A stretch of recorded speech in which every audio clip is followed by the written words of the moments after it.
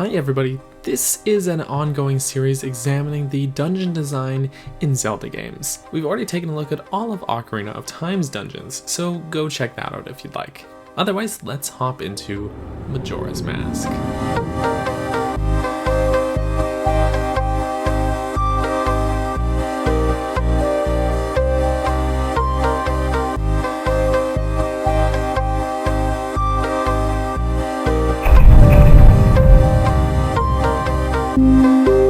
The first and most important thing to know before jumping into Majora's Mask is that there was a clear decision here as far as accessibility goes. By that I mean that since this is Link's second adventure on the N64, the developers seemed intent on making this game much more difficult from the get-go than Ocarina of Time was. And that makes sense. Link is an accomplished hero already, and since we have gone through an entire adventure with Link, the game takes a different approach with its progression and story setting as well. It overturns the entire structure of the game in order to subvert our expectations as Zelda players, and it does it all masterfully. Because of this, there's a bit to talk about before the actual dungeon, so if you don't care about that context, you can skip ahead to the progression section of the video. But otherwise, stick around because I feel like this information is important to understanding what makes this game tick. Let's compare the opening of Ocarina of Time and Majora's Mask. Nightmare aside, when Link wakes up, he's greeted by friends and has to get a sword and shield before heading over to the first dungeon. It's a simple to-do list, all of which takes place in his peaceful hometown of Kokiri Forest. It's calm and has a very lighthearted and fun vibe, but the childlike wondrous feel of this section matches the game's story and character arc for Link.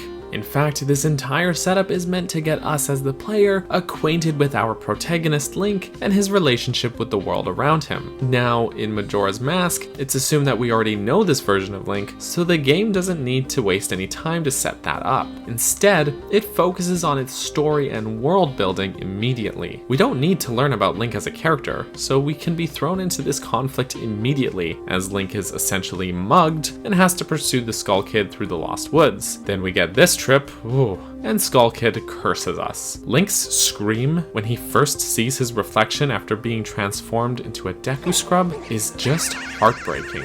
Further, let's compare how Link meets his companion. When we meet Navi, she is sent by the Deku Tree to be Link's companion. They are a duo by destiny, and they both accept that. Navi's always happy to help, and always does her best to provide you with the best intel, even if at times she steers you in the right direction a bit too much. Tattle, however, is actually one of the villain's companions initially, but she gets separated from her brother because she spends too much time punching Link in the face. She only allies herself with Link out of necessity, so when you ask her for help with things, her replies typically are more sassy and less helpful. Her motivation is just to reunite with her brother, and so when she steers you in the right direction with hints, it's only because of her own selfish motivations, not because she actually cares about helping you. At first, that is. Heck, even her apology comes off as super insincere. After we go through this short tutorial section where we learn how to use Deku Link's abilities, we meet the happy mask salesman, who sets up our goal for the game. He explains that he has also had something stolen from him by the Skull Kid, that being the titular Majora's Mask itself. You strike up a deal. If you can retrieve your ocarina from Skull Kid and the stolen mask, the happy mask salesman will help you return to your Hylian form. We are told that he's leaving town in 3 days, however, so we have to make sure that we complete this before the 3 days are up. There's another reason for our 3-day time limit. The moon is going to crash and destroy everything. Great! And in the meantime, it hangs over us as a constant reminder of this threat. Now I need to quickly address something about this section of the game because there is still a lot to do before the actual dungeon. In my Deku Tree video, I talked about the overall pacing of that game being good because it didn't make you do much in the way of what I called chores before the dungeon. I pointed out that other games, in particular Twilight Princess and Skyward Sword, were pretty notorious for this, but I didn't mention Majora's Mask, despite the fact that there is a lot happening before the dungeon. The reason for that is because all of this stuff actually serves a purpose for propelling the story forward, whereas herding goats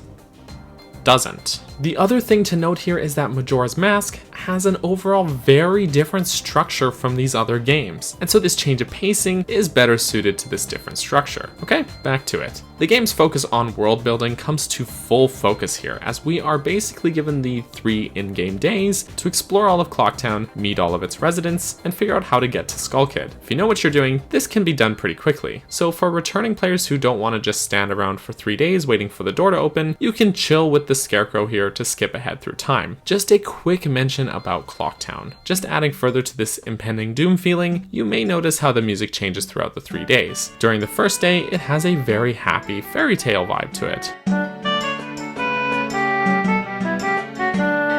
During the second day, when it rains, the tempo increases to add a sense of urgency.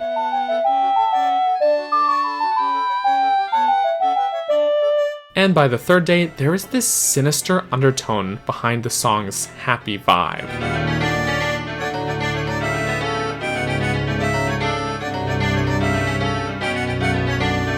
It's genius, and I think it perfectly embodies the facade of optimism that many of the town folks put on while living in complete denial of their own impending doom. When we confront the Skull Kid at the top of the tower, he seems to be pretty apathetic to the whole destruction of the world thing that's going on here, until Tail, Tattle's brother, steps out of line to plead with us to bring the 4 here from the swamp, mountain, ocean, and canyon. Skull Kid smacks him aside, which further cements for Tattle just which side of the conflict she really belongs on. Skull Kid taunts us a bit, challenging us to stop the moon, which we can't do. We simply are not powerful enough. Instead, we need to shoot him to knock the ocarina out of his hand and quickly grab it. At this point, Link has a flashback of Zelda giving him the ocarina from before he left Hyrule and teaching him the Song of Time. Tattle gives us another hint as she cries out in desperation that we need more time if we're going to stop the Skull Kid. So since we just remembered it, we can play the Song of Time. Interestingly, the ocarina actually changes shape while in our possession to match whatever form we are in. So when we go to play it, we now have these Deku pipes. Weird,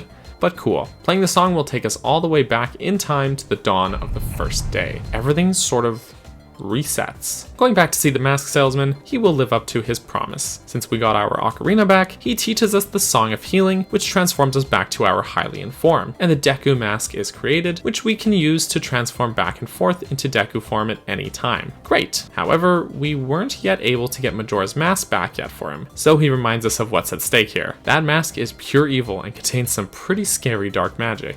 So we now have this new ability to transform, a world to save, and a vague idea of how to do it. Tattle knows Termina luckily and lets us know that the swamp is directly south of town, so that's a good starting point. Now before heading there, we can do some optional side content, especially because we can travel back in time at any point if we want. It's totally optional, but some that I recommend include getting the blast mask on the night of the first day, effectively negating the need to ever stock up on bombs, and the bunny hood on the third day, which increases your run speed and jump distance. It's also worth getting the Great Fairy Mask, which you'll see why soon. Anyways, heading south, we'll find the swamp, where the water is poisoned for some reason, meaning we need safe passage through the water to get to the dungeon. But the boat operator is missing. We can find her if we follow the path east and into these woods, where a monkey will ask you to follow him to where Kume is found. This is one of those cases of someone we know from Hyrule having a Terminian counterpart, but this version of Twinrova is definitely not evil, so don't worry. Kume was injured here, so we'll need to go to her sister Kotake's potion shop. Kotake will give you a bottle and red potion, which will heal Kume. Now Kume will be able to run the boat cruise, giving us safe passage through the swamp. These monkeys will accost us and ask for help because one of the monkeys was taken hostage by the Deku people, so we'll find ourselves at the Deku Palace. There's some sneaking around we'll need to do in order to find this bean salesman so that we can plant magic beans and get access to where the monkey is locked up. This part is really fun, using Deku Link to pop out of the flowers and navigate through here. Finally, we'll find the kidnapped monkey. He explains that he is imprisoned here because the Deku King thinks the monkey kidnapped his daughter. But actually what happened is that he had gone with the Deku Princess to investigate Woodfall Temple to find out why the water of the swamp was poisoned. The princess is now trapped there. He teaches us the Sonota of Awakening, which will give us access to the temple. Now we can head out of the palace, further up the main path, and up to Woodfall. Playing the song he taught us raises the temple out of the water. Phew, I know that was a lot, but now we can finally head into the game's first dungeon, Woodfall Temple.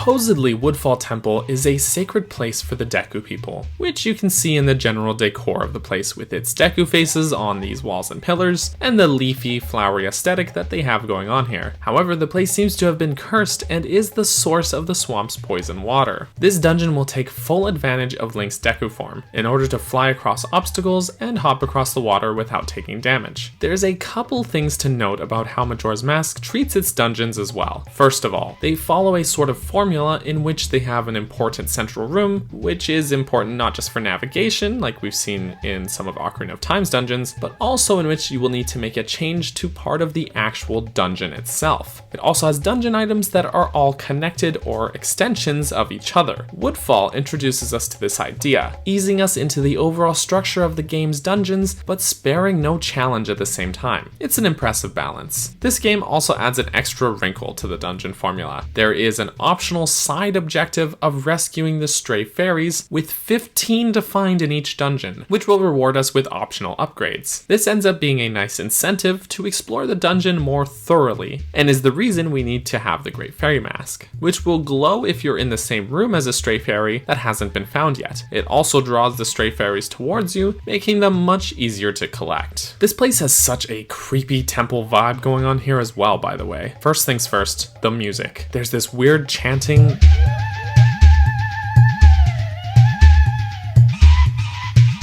this tribal feeling percussion,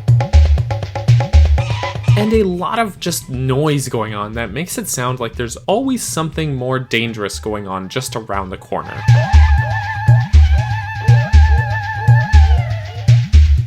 Again, I've said it many times, but I'm no expert on musical theory. I can only tell you how the music makes me feel and do my best to articulate that. But despite seeming quite simple at a glance, this track has a lot of layers to it, and that goes a long way to improving the atmosphere of the dungeon. Visually, they also capture this swamp dungeon atmosphere just right. In particular, the use of light, or lack thereof, in certain areas, paired with these enemies called bows, not pose, give me the heebie-jeebies. And all of this over the backdrop of this stone brick temple that in my opinion is perfectly believable in the context of the story. The dungeon also provides plenty of balance between its overall navigational challenges that make up the larger picture of the dungeon, the smaller puzzles that help you progress through the individual rooms, and plenty of combat. When we first enter the dungeon's foyer, we'll right away have 2 stray fairies to collect. We'll have to use Deku Link's abilities to fly across this room. If you fall down, you'll quickly be swarmed by these guys. Heebie-jeebies, I tell ya. Make it across, and we'll be in the dungeon's central room. There's a platform in the middle of this room with an unlit torch, but it's entirely out of reach, so there isn't really a way to light it at this time. But based on its placement, it seems pretty important. There are technically quite a few doors in this room, but they're all either locked or inaccessible, except for this one at the bottom. You may notice how they intentionally make you walk past another locked door to get to it. The next room is this open rectangle room. There's more to do here later, but for now we'll need to open that chest to get a key and head into the next room. This room locks you in with a quick combat challenge against a handful of these enemies called snappers. The only way to damage them is actually from below, since they've got this turtle shell thing happening. So you'll need to go into the Deku flowers and pop out from beneath. You have to be pretty precise with the timing, so watch out for that. Already you can tell from the few enemies we've fought how much more challenging this dungeon is from the Deku tree. Anyhow, defeating these snappers will earn us the dungeon map. Off to a good start. Now that we have the map and a key, the only way that's accessible is to backtrack into the dungeon's central room, where we can spend that key on the locked door we walked past before, and move on into this bridge staircase room. There's a bit of a puzzle here in which you've got to push the block out of the way to make a path, but make sure to go around and push it again to create a shortcut, so that you can quickly run and use a stick to light the torch at the other end of the room. Lighting this torch will unlock the door immediately in front of us, so in we go. There's a second short combat challenge in which we'll have to kill these dragonflies, which aren't too tough. This will now earn us the compass. That was quick. Now we can head upstairs, but make sure to take another stick with you, which you can use to burn the web at the top of the room to open the path forward. This takes us up a flight of stairs and up to the second floor of the dungeon. This room at the top of the stairs is pitch black, and Tattle warns us that she senses a lot of evil here. The room is small, but honestly, that creepy factor is done really well with this setup. In the darkness, with that message, and then you're ambushed by more black bows with only their glow glowing eyes visible? Chills, guys, chills. There's a single torch lit in the center of the room after the hallway, so you'll want to use a stick once more to light all of these unlit torches to unlock the door. Simple enough. If you stay an extra moment to defeat all the enemies, however, it will reward us with a chest containing one of the stray fairies. Nice. The next room is a sort of obstacle course, building on the concept seen in the foyer, where we'll need to navigate using Deku Link to fly. However, this time around, the platforms are moving, and there's a couple of dragonfly enemies flying around the room, ready to knock you down. There's also holes in the floor, which will set you back as well, so careful where you fly. Otherwise, you can use Deku Link to shoot them down before flying through. The stairs at the end of the room take us back into the central room, but now on the second floor balcony, which we could not reach before. If you're concerned about backtracking being a hassle, there is also a switch you can press here, which will make a pair of ladders appear to connect this balcony down to the first floor. Tattle will draw our attention back to the middle platform with that unlit torch, which from this vantage point we can see a lit torch between our position and the unlit one. But still, we can't do anything with it just yet. From here there are 2 more doors we haven't gone through yet, but since one is locked, naturally we'll go through the other one. This pretty well parallels our path taken on the first floor, as it even brings us into the same first room as before, except as you'd expect on the second floor balcony. Follow along the balcony here and there's another door to go through. This next room is another combat challenge against a lone Dynalphos. This isn't something I ever thought about before starting this dungeon design series, but the fact that in the game's first dungeon we're fighting one of these guys just goes to show you how much this game means business. The only instances in Ocarina of Time where we fought a Dynalphos were in the optional Gerudo training grounds and Ganon's castle itself, the game's final dungeon. Even then, at that point we were so well equipped that they were hardly any challenge at all. Here, all we've got is the Kokiri sword, which is not that powerful. Fighting him is pretty well the same as fighting Lizalfos in Ocarina of Time, but the thing is that in that game you could use Link's crouch as kind of a crutch in the fight to block any of their attacks. Here, Link's shield actually fits his size, so we can't rely on that crouch. And even further, these guys have a pretty effective fire breathing attack that you can't even block. Even still, get a couple of jump attacks in there and you should be just fine taking him down. This fight rewards us with the dungeon item. The bow is one of the game's most important and effective items. Here in this dungeon, it's used in a pretty traditional Zelda way, but the game does build upon what Link is capable of doing with it, so I think keeping to its more established uses was a smart choice for the beginning. And yes, as expected, it's put to use right away. Back in the previous room, there is an eye switch we can shoot, pretty familiar territory, which will cause this platform with a Deku flower to rise up from the lower part of the room, which we already visited. It will continually raise and lower, meaning that if we fall by mistake, we're given a nice shortcut back up. But more importantly, it allows us to get across the room and into the next door. The next room takes us face to face with the dungeon's mid-boss, Gecko. He's a frog, not a gecko, but his name is Gecko. Just roll with it. At first he seems like almost no challenge at all, but then he summons a snapper to ride on. We fought these guys already, so we know what to do. Get into the Deku flower and time it just right so you can pop up underneath him to strike his underbelly. This will do some damage and will cause Gecko to fall off of his mount here. He'll be pretty evasive, crawling around the ceiling, so you'll want to use your newly acquired bow to shoot him down. Just a word of advice, in my experience, he moves too quickly to effectively hit him using Z targeting, so I find it much less wasteful to aim manually, but that's just me. Either way, if you miss a bunch, he will drop arrows when you defeat him, so the concern of running out is pretty well nullified. After a few good shots, he will be defeated and turned into a normal frog. Remember that for later. This fight rewards us with the boss key. Thanks to the dungeon's smart layout, it's a very short backtrack into the central room, where we can now use the bow to finally light that torch in the middle of the room, which purifies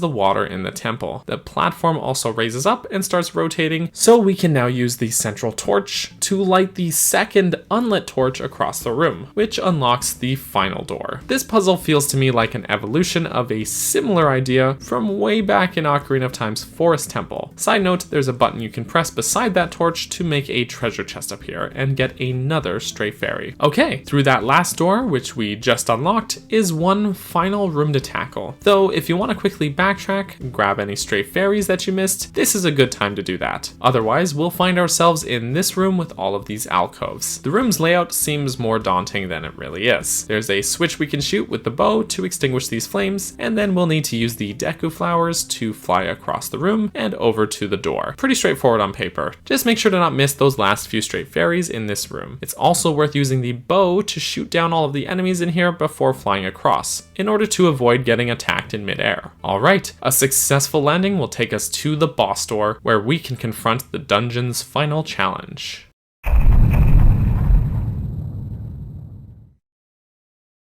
The game wastes no time here. As soon as you enter the room, the dungeon boss, Odolwa, drops from the ceiling and initiates the battle. Odolwa seems to be a giant tribal warrior of some kind. I've heard people draw comparisons to his design with traditional South American cultures, but I can't even begin to comment on that. As far as Zelda bosses go, he is a really neat change of pace though. He isn't really a giant monster, he's humanoid, and the sense of scale here rivals that of Ganon himself. The fight is also a great shakeup because it breaks from Ocarina of Time's established formula in that you don't have to use the dungeon item whatsoever. You can use the bow to stun him, but it's just as effective to rush him with your sword. Now of course, I am playing the original N64 version, and the 3DS remake does change some parts of this fight to make it more accessible. But I always felt like just putting a giant eyeball weak spot on him was kind of a betrayal of what made this fight good. This isn't a traditional Zelda boss, but instead it's two warriors with swords locked in a duel. So trying to change what makes him unique in order to better fit the mold of Zelda bosses is just a letdown in my opinion. Odolwa also has a lot of personality compared to most bosses, since he doesn't fall under the big monster category. He chants and dances around the room, which opens him up to attack. He doesn't pack too heavy of a punch. When he hits you, it's more spectacle than actual threat, as he knocks you a decent way back, but only deals a quarter of a heart in damage. I can forgive that, with him being the first boss in the game after all. After a few good hits, he'll call for backup, causing these little bugs to fall from the ceiling and attack you. But honestly, they are basically no threat at all. You can kill them for hearts if you need, but otherwise you can pretty well ignore them and try to go in for the finishing blow. A couple good jump attacks, and Odolwa will be defeated.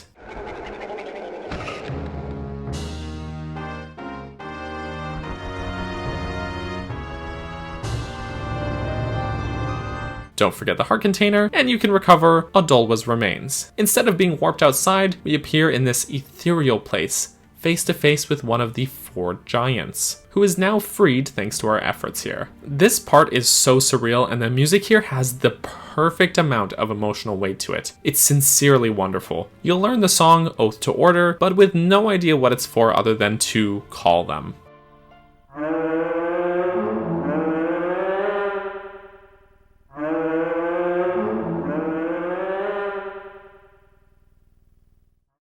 Last thing to go over, you'll now find the Deku Princess here, so you can bring her home so that she can beat up her dad and free the monkey. Looks like all is well in the swamp, now that the water is no longer poisoned. Don't forget to bring home those stray fairies as well to get the upgraded spin attack, which even works with the quick spin, so it's super useful in my opinion. So that's the dungeon. Overall, there's a lot to talk about here. This game has way more of a fleshed out introduction than the previous game, but if I had to sum it up, an ongoing feeling that we're going to be seeing throughout this game is dread. There's dread of the moon falling, dread the Deku Princess is in trouble, dread the monkey is going to be executed, dread that Link is cursed, dread that time is running out with a literal countdown at the bottom of your screen at all times, and plenty more that we'll see as we cover the other areas of the game. But coupled with that dread is relief. As you work to save all of these people, the tension releases as the monkey is freed, the poison disappears, and as the Deku Princess is reunited with her family. The dungeon itself is a great starter dungeon.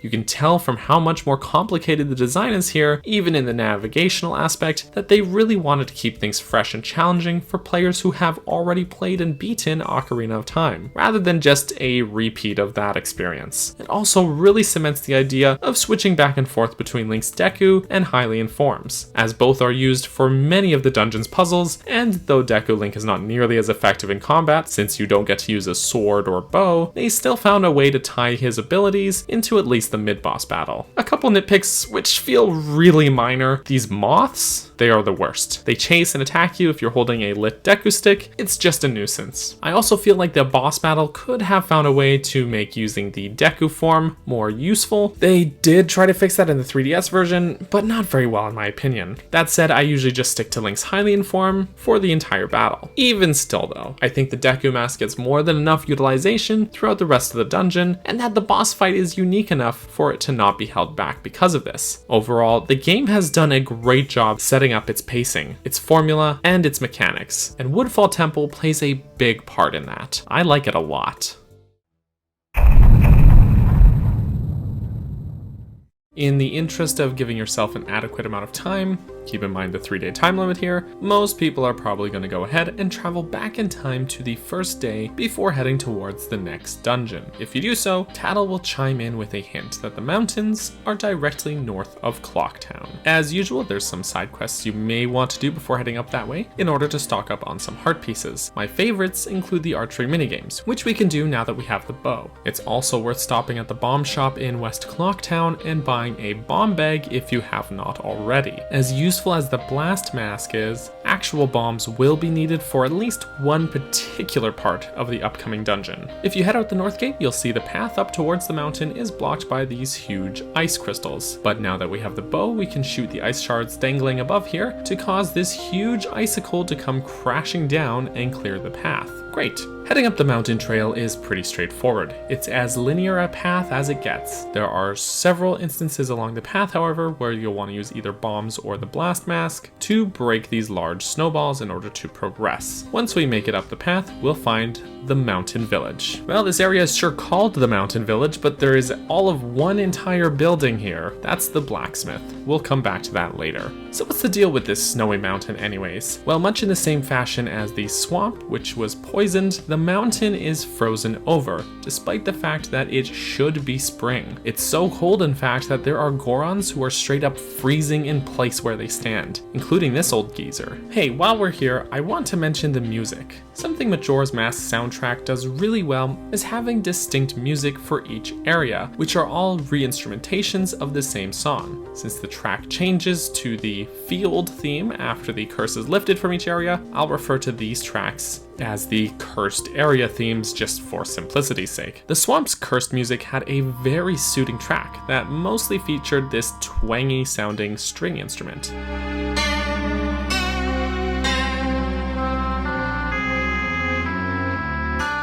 The Mountain's curse theme changes this up to feature droning wind sounds, some kind of bells which hit a pretty high pitch, giving a very ice-themed vibe, and some piano underneath all of that, paired with some choir voices. It is sort of reminiscent of the Ice Cavern theme from Ocarina of Time in this instrumentation, but while the overall theme of that track was quite tranquil, the Cursed Mountain theme does its job by giving us a track that seems to be going specifically for an uncomfortable, hopeless, desolate sort of feeling.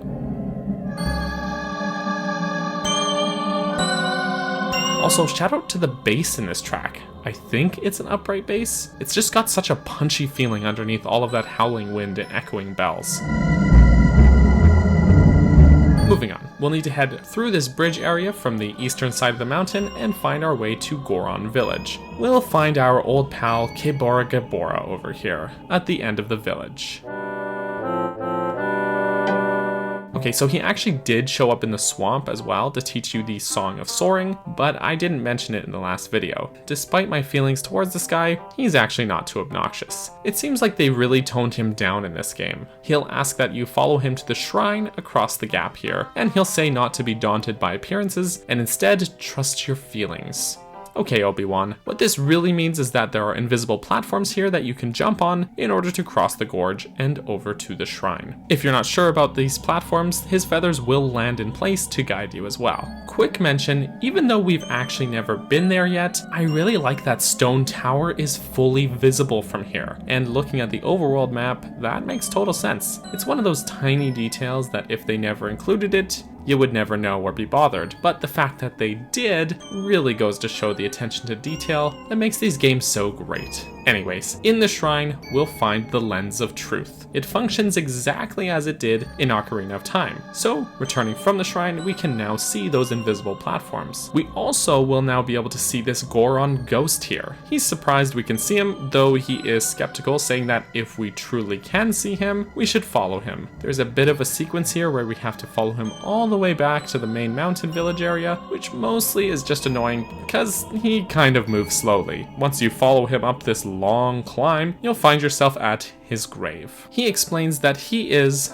Darmani, a Goron hero, and that he died marching off to Snowhead Temple to see if there was a way to put an end to the blizzard, when said blizzard blew him right off the cliff and to his death. His dialogue here is pretty gut-wrenching. This line in particular I always found to be pretty powerful. As I am, I can only watch as Goron Village is slowly buried in ice. I may have died, but I cannot rest. Yikes, dude. He requests that since you can use magic, that you please bring him back to life so that he may save his people. And if you can't do that, to at least heal his sorrows in some way. So what we'll need to do is play him the Song of Healing. We get this nice cutscene of Darmani seeing himself surrounded by his people as he finds peace in the afterlife, and his soul can finally rest. The Goron mask is created, which contains his spirit. Now, just like the Deku mask, we can transform back and forth into Goron form at any time. Goron Link's ability are pretty well what you'd expect. He throws powerful punches and can roll around. He's also much stronger than Link's Hylian form, being able to push blocks that are normally too heavy. In a way, the mask is a combination of the Megaton Hammer and the Silver Gauntlets from Ocarina of Time, with a sweet new rolling ability added in here. A nice detail here, inscribed in Darmani's grave are the controls for how to use Goron Link's abilities, which is a great optional, if not slightly fourth wall breaking way to do it. We next need to move his grave aside to reveal this hot spring and fill a bottle with hot spring water in order to be able to melt things. I love this moment of dialogue when you thaw out this Goron and he notices that you're Darmani, who should be dead. It's a nice bit of comedy. Okay. Quick rundown of what needs doing. We visit the Goron village to find the elder's son is crying because he misses his dad. We'll find his dad frozen just outside the village here. Thaw him out and he'll teach you the first part of the Goron lullaby to play to his son. Unfortunately, he can't remember the rest of the song. Play what we have of the song for the kid and he'll teach you the rest of it. While you're here, make sure to light these torches and break the chandelier to find some rock roast, which you can give to this stranded Goron out by the smithy to get the Don Garros mask. That's for later though. We can now head up this path, Goron roll our way through this track, and we'll find ourselves up at the peak of Snowhead, the source of the blizzard. If you use the Lens of Truth, you'll see that there is a giant Goron here blocking the way and blowing wind down the mountain. So we'll need to play him the Goron lullaby to put him to sleep, and oh, he fell right off the mountain. Sorry, buddy. Now we can make our way up the narrow path which winds around this huge structure, and we'll finally be able to make it into Snowhead Temple.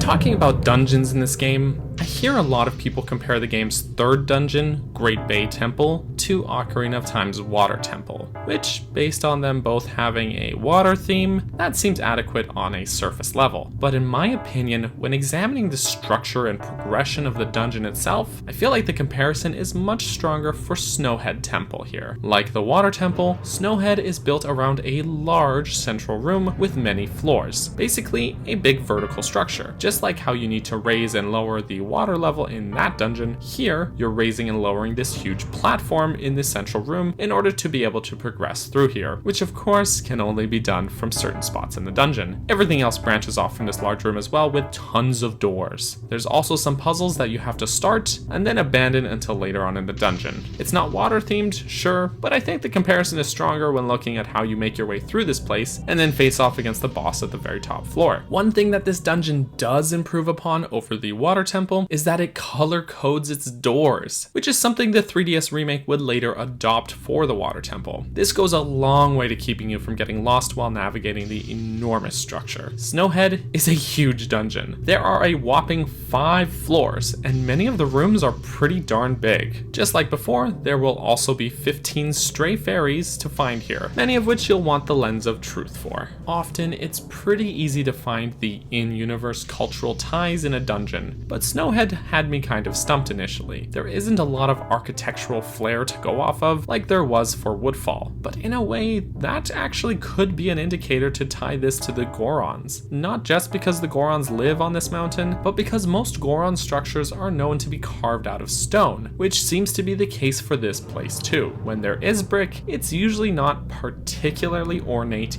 either. There are also a bunch of these switches which you need to use your Goron pounding ability to press down as well. So yeah, I'm gonna go with that. It's most likely that Gorons built this place. As usual, a quick mention to the music here. Dang if it isn't uncomfortable. Just like outside, we get this cold feeling wind howling, and over top of that is this shattering sound.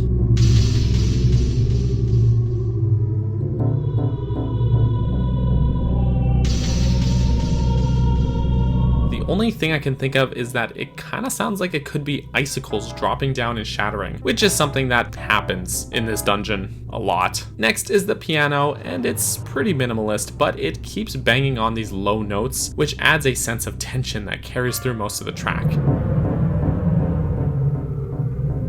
And then there's the main portion of the song here.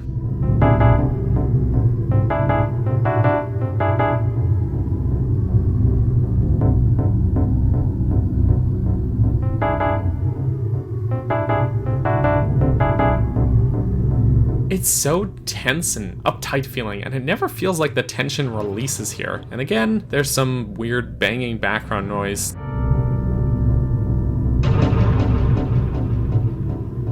Not sure how to define it, but just like Woodfall, it gives me the feeling like there is danger just around the corner. The only other thing is the chanting choir voices, which thematically do tie it a bit to the Cursed Mountain theme.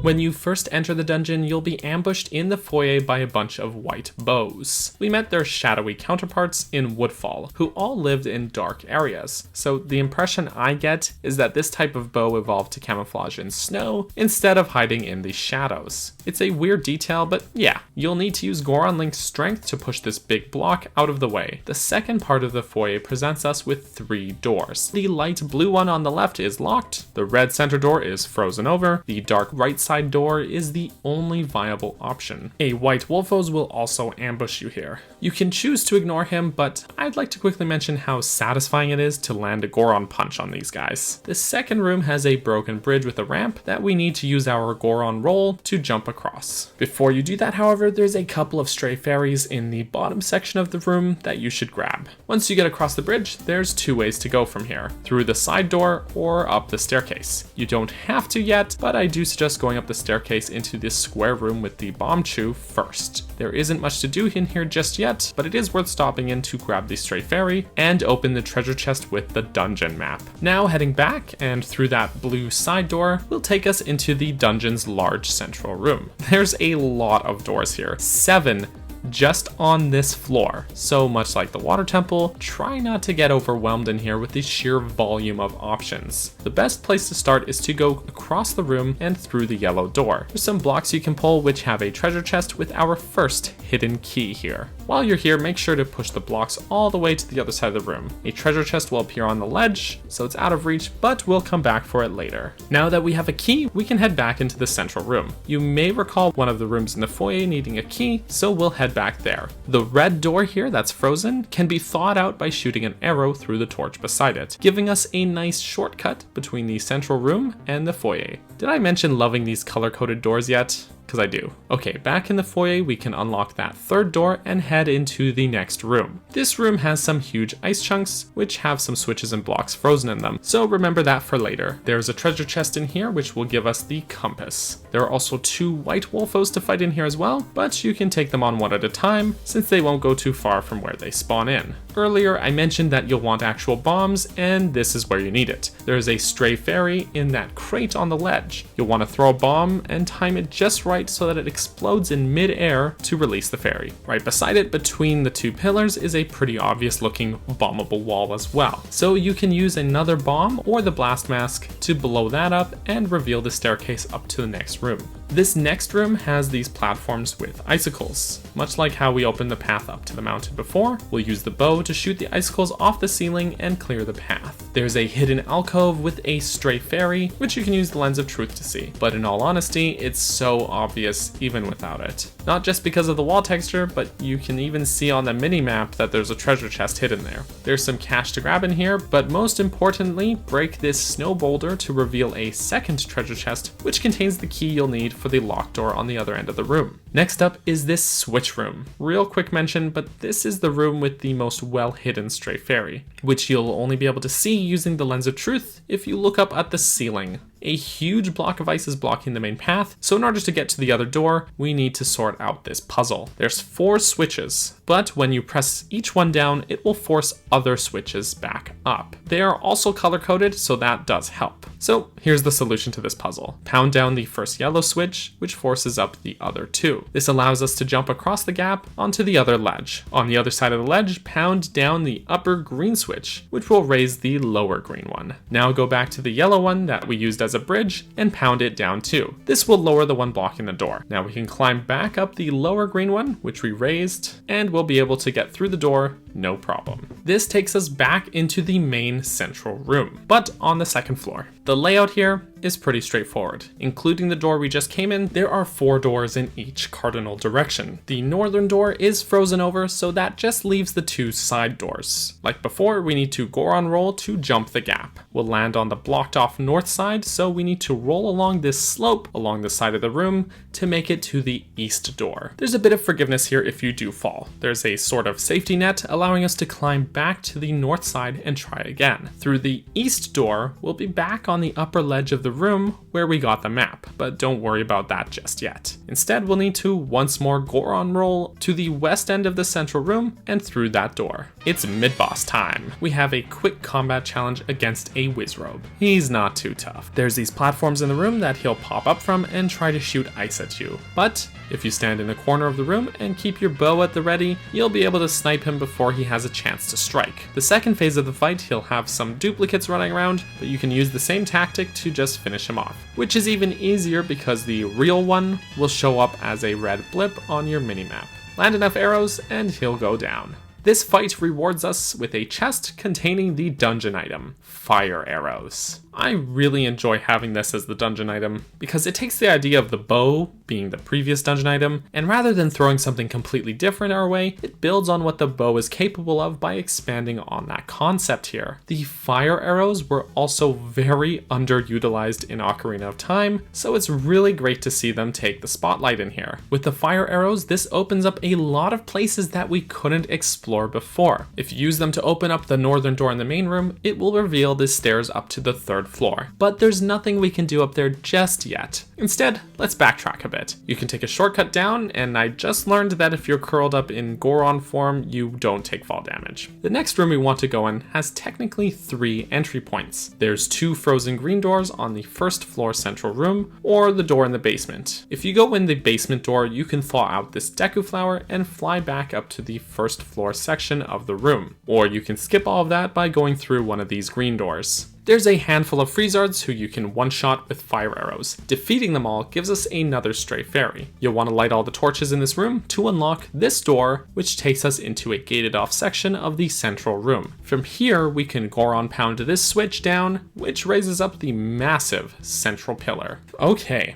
Here's the part of the dungeon that most players find themselves getting really stuck on, as there are parts of the pillar you can break to change its height, but you have to be careful when to and when not to do it. If something does happen and you can't progress, there's a second switch in the basement you can pound on to reset the pillar as well. While you're down here, make sure to grab this stray fairy by pressing the button here and grabbing the treasure chest that is somehow not on fire. Ascending up to the top is our next goal, but keep in mind that the dungeon has sprinkled a lot of inaccessible things at us during our first trip upwards, so we'll want to nab all of those with the fire arrows at our disposal. First stop that I recommend is making our way over to the bridge room from the very start of the dungeon and taking out the freezards here. Doing so will give us a treasure chest with a key. If we go back through the foyer and through the blue door, we can now melt the ice in this room to reveal a push block and a switch. Pressing the switch reveals a hidden treasure chest, which we will want to use the push block to move into position so we can climb the ledge up to the chest for another stray fairy. You'll notice the opposite ledge has a door, which again, you'll want to push the block and climb up to. The door takes us back into the room where we found our first key, so we can leap across the blocks and onto that ledge and get the previously inaccessible treasure chest with another stray fairy.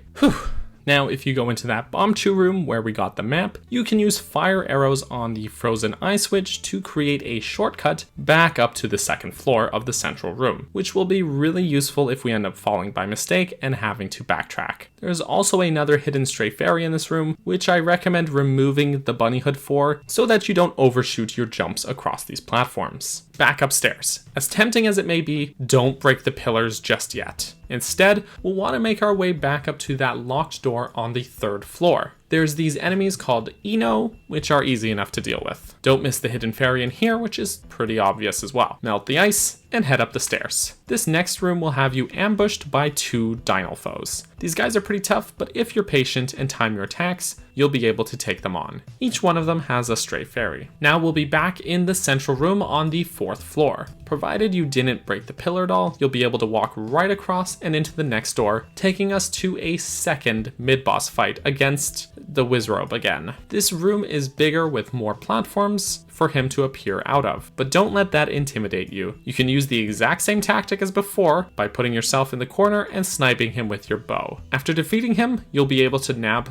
the boss key. Nice work. The actual boss room is out of reach at the very top of this room. So here's what we need to do. Backtrack down to the 2nd floor and break the 2 slots in the pillar to lower it down. You should be able to ascend the stairs quickly back up to the 3rd floor and break the next 2 slots. This path with the snow boulders will now be accessible, but before we do that, there is one final stray fairy to collect. It's hidden on an alcove between the 2nd and 3rd floor of the central room. The intention here is that you're meant to use the Scarecrow song for this, but we don't have the hook shot yet. Here's what you can do instead. Wearing the bunny hood, if you carefully line yourself up with this line on the top of the pillar and leap straight forward, you should just be able to land the jump into that alcove. If you've been thorough, this should be your final stray fairy before we take on the boss. I really recommend leaving the dungeon to bring the stray fairies back to the fairy fountain just outside the dungeon. Doing so will grant us the expanded magic meter, which is going to be vital for the boss fight. Once you've got that, you can use all the shortcuts that we've created for ourselves to quickly get back through the dungeon to the top floor. You can punch these snow boulders and head up the stairs. It's just one Goron rolling jump across this gap and into the boss door.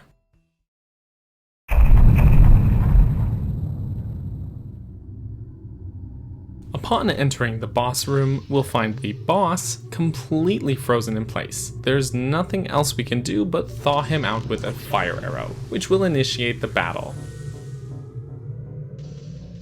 This is Got. Goat? How do you pronounce? He'll break through the walls in the room and start running. Got is basically like a mechanical bull.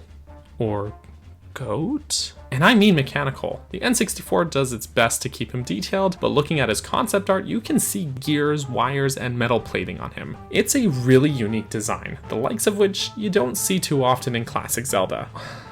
Now, I hate to rag on the 3DS remake so much, because there's some good things they did with that, but why did they suck the life out of him here? Just look at Got's remains side by side. I don't understand the decision to make his colors so much less vibrant. The 3DS version does lean more into the mechanical aspect of his design, but sacrifices some really colorful designs in the process. Anyways, the boss room is basically a giant ring, or like a racetrack. Like with Odolwa, the dungeon item is not needed for this fight. Instead, we'll be using our Goron abilities. You'll want to charge up a Goron roll and take pursuit. Basically, the entire fight is this. You chase him and ram into him with your spikes to deal damage. Just watch out as he will chuck rocks, bombs, and even energy bolts back at you. When you have a charged up roll, it consumes magic power the entire time, which is why having twice the magic power was so important. There are also these green pots around the room, which you can break to refill your magic meter. When you ram into him, he will occasionally be knocked down, and if you're precise enough, you can sort of wedge yourself into his butt or his shoulder to keep dealing a bunch of damage to him while he's down. This can be really satisfying. Honestly, I dig this for how different it is from other boss fights in this series. It's so fast-paced and energetic. It's honestly a ton of fun.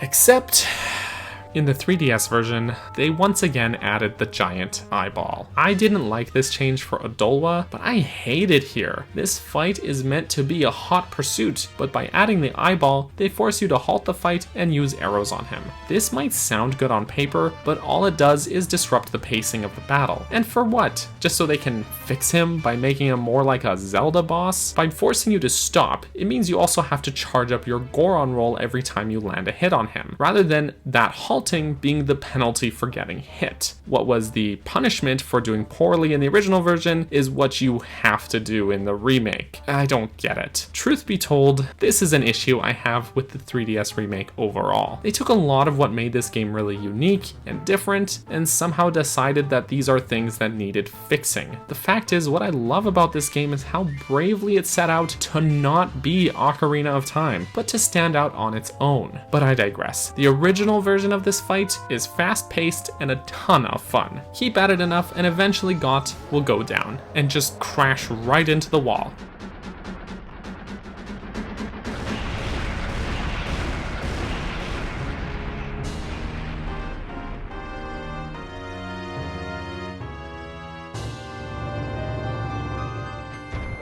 We'll get ourselves that heart container and recover Got's remains. We'll briefly see the second giant and be warped outside to find spring on the mountain. Wonderful. The Gorons are no longer in danger of freezing to death. Just like before, relief. Frog? Frog? Frog? Frog? Frog? Frog? Frog? So, that's the dungeon. Overall, this dungeon is a pretty big step up the difficulty curve compared to Woodfall. But, considering how few dungeons are actually in this game, I can excuse that. It makes wonderful use of vertical space and builds off what Woodfall established with the formula surrounding using a central room to alter the actual dungeon itself, and using the bow as the main item. Though in Woodfall's case, the central room wasn't very large, and the alteration was simply purifying the water. Here, the central room is massive, and the alteration is raising and lowering this pillar. It's taking those ideas and expanding upon them in such unique ways that makes the dungeon design in this game so wonderful. A couple of nitpicks. Most of these stray fairies are too obvious in my opinion, but the ones that aren't are a little too hard to find. In particular, the one hidden in the ceiling here, and the one in that alcove in the central room. That one really bugs me because it seems intentionally designed to be one that you'd have to backtrack to later in the game, forcing me to recommend an unintended exploit to get it. Though getting the upgraded magic meter is totally worthwhile, I just don't like the idea of having to come back to a dungeon that I've already beaten to collect secrets later. Ocarina of Time does it a couple times with gold Skulltulas, and I didn't like it then either. Another weird nitpick, but this room where you have to go find the switch to raise the platform has too many doors. There's no reason to need 3 doors to get in and out of this room, in addition to the one that you use to reach the switch. It's a weird nitpick, but I really feel like having too many options like that can trip up new players who aren't familiar with the dungeon. If they simply removed even just one of those doors, that would simplify it all that much more. But I'd even go as far as taking out 2 of them and just leave the one in the basement. It's the only door down here, aside from the staircase back to the first floor, so that makes it pretty memorable. Besides, the first floor of the central room has 7 doors, so taking out those 2 would make it a little less daunting. Even still, those nitpicks are pretty minor all things considered. I've heard a lot of people say that this dungeon is particularly challenging and frustrating, but truth be told, I like it a lot.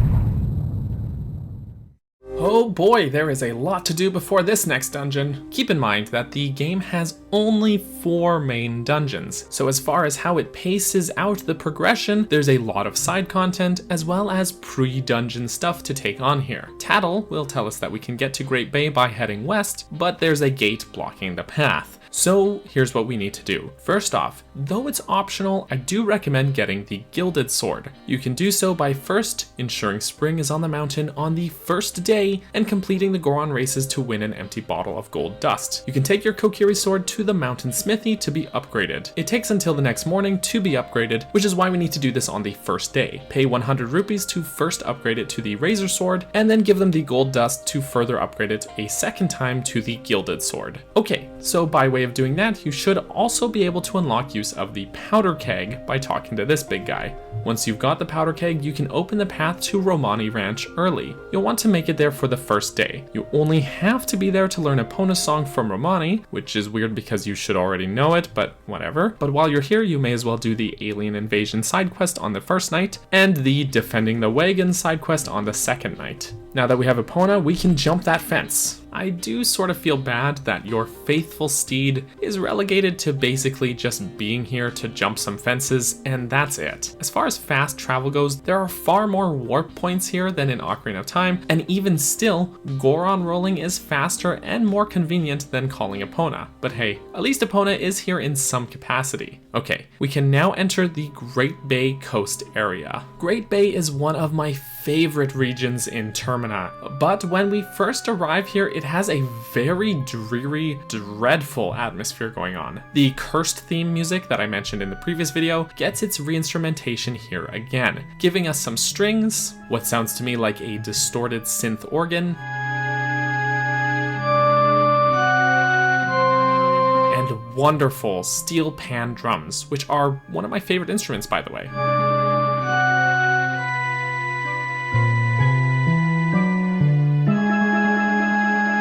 And wait, is that a theremin?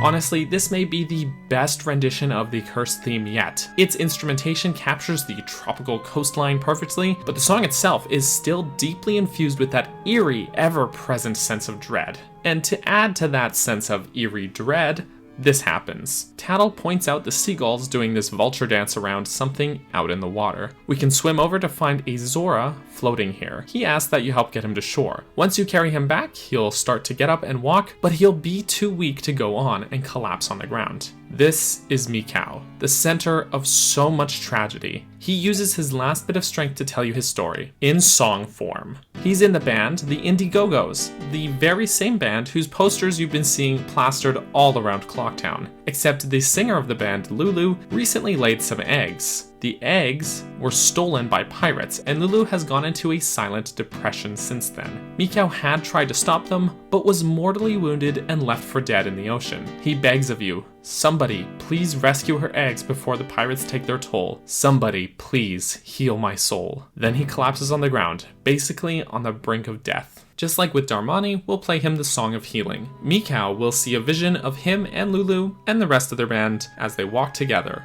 and Mikau passes on, leaving behind the Zora mask. His spirit is able to find peace in the afterlife on the condition that you finish what he started. Then Link will give him a proper grave and funeral in one of the most underappreciated moments in the series. No dialogue, just this moment of silence.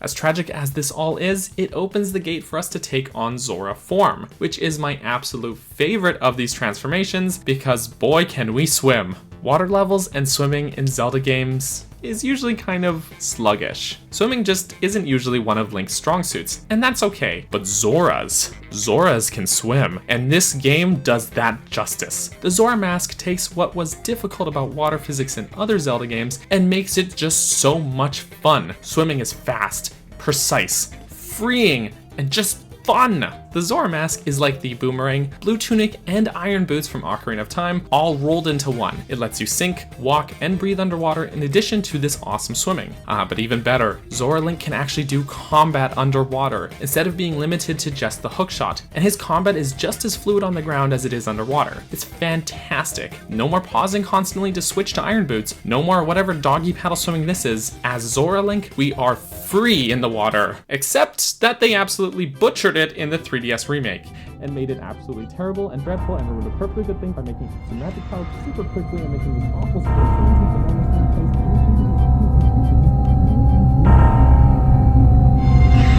Anyways, we need to get those eggs. By now, you should have at least 2, but probably 3 empty bottles. You can get by with that to start with. First is finding a way into the pirate's fortress. While their gates are closed, you can find a secret entrance underwater. You'll need to sneak around the fortress to find the eggs. Now, if stealth isn't your forte, then you can head over towards Ikana Canyon and get the stone mask from Shiro, which will make it so that the pirates won't notice you. Though just like in Ocarina of Time, you can also snipe them with your bow to, knock them unconscious. Yeah, they're okay. Totally not dead, just knocked out. First place I recommend is climbing to the central tower and heading through this door, where you'll see a cutscene of the Gerudo pirates talking about somehow trying to use the eggs to get to Great Bay Temple. You can shoot an arrow through the bars and drop some wasps into their room. Then you can sneak into there and grab yourself the contents of this treasure chest. And it's the hookshot. Oh, I love the hookshot. The first of the 7 missing eggs is also in this room. At this point, I usually suggest backtracking out of the fortress to use the hookshot to get to the top of this waterfall so you can do the beaver races.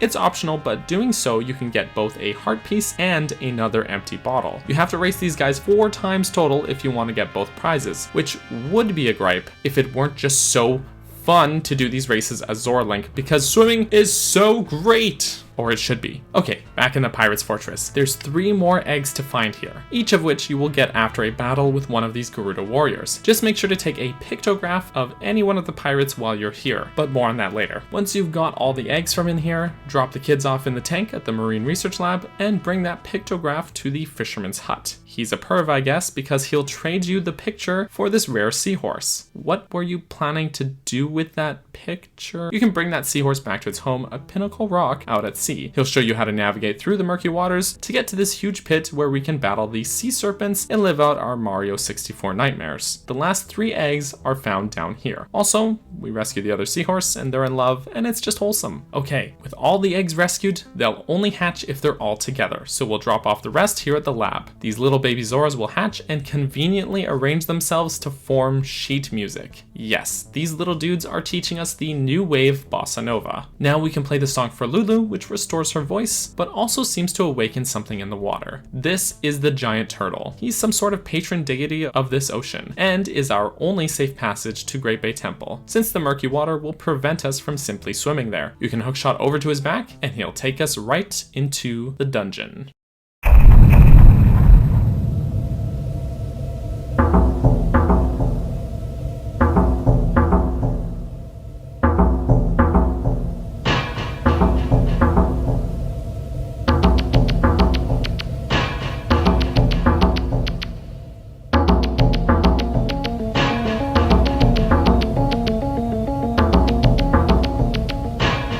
Last time that many people seem to compare this dungeon to Ocarina of Time's Water Temple. While I think I made a solid case for Snowhead actually being a more apt comparison in regards to its structure and progression, I can still see how people would draw the comparison. For one thing, water, and hookshot.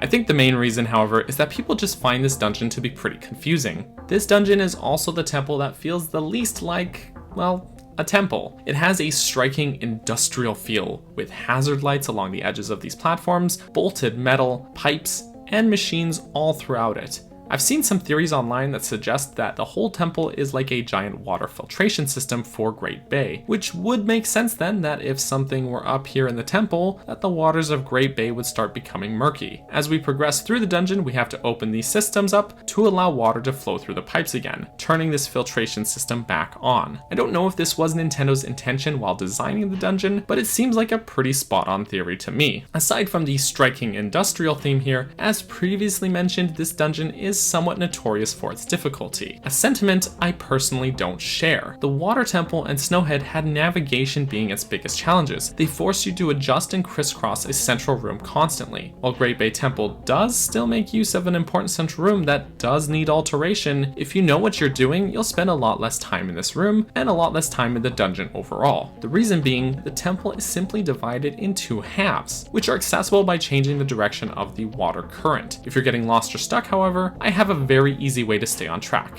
Follow the pipes. There are color-coded doorways and pipes that weave in and out of the rooms and corridors. Since our main goal is restoring the flow of water, simply going with the flow and following along the pipelines, in particular the pipes that are active, will make progressing through this dungeon an absolute breeze. The dungeon also sports some of the coolest puzzles and challenges in my opinion, but we'll get back to that soon. Oh, and as always, there's 15 stray fairies to collect here once again. Speaking of that industrial theme, the music here really leans into that. The percussion has this distinctive metallic sound.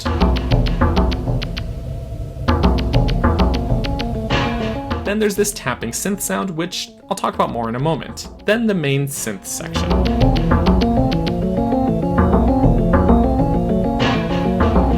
I don't know if I can articulate how brilliant this part of the song is due to my lack of knowledge on musical theory, but listen to this section for yourself and tell me it doesn't make you just feel uneasy.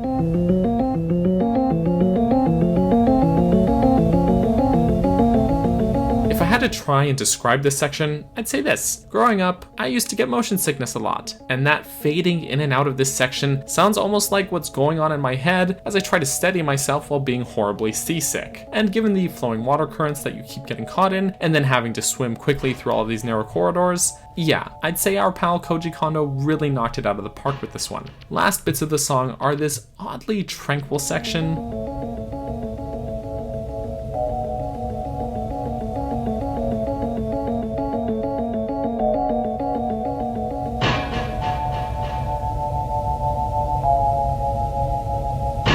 And finally, this weird bit of synth.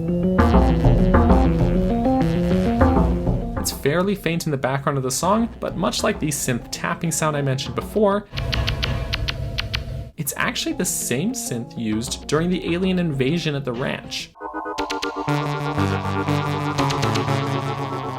Much like Woodfall and Snowhead, I feel like this is thrown in at the end of the track to just leave you with a lingering sense of danger. This song is not easy listening by any stretch, but it certainly achieves a particular atmosphere that fits this dungeon perfectly. When we first arrive at the temple, our giant turtle friend will drop us off here in the foyer, which is more like a docking bay. There's some barrels for supplies if you need, but make sure to light the torches for a stray fairy. The door here takes us right into this water wheel room. Tattle will draw your attention right away to the mechanisms here, which you can see that the wheel is powered by the water spraying upwards towards it from this yellow pipe. There are elevators on either side of the door here. To the left is a Skulltula with a stray fairy, and the main path to the right. However, we can't progress that way just yet. There's a spout here that needs to be spraying, so you can follow the pipe into the water and to the corresponding yellow valve. Once you turn it, the water flow will be restored. This is a concept we're going to be revisiting a lot throughout the dungeon, so keep that in mind. There's another yellow valve that attaches to the main spout powering the water wheel. Don't touch that yet, as it will shut off all of the mechanisms here, preventing you from progressing any farther.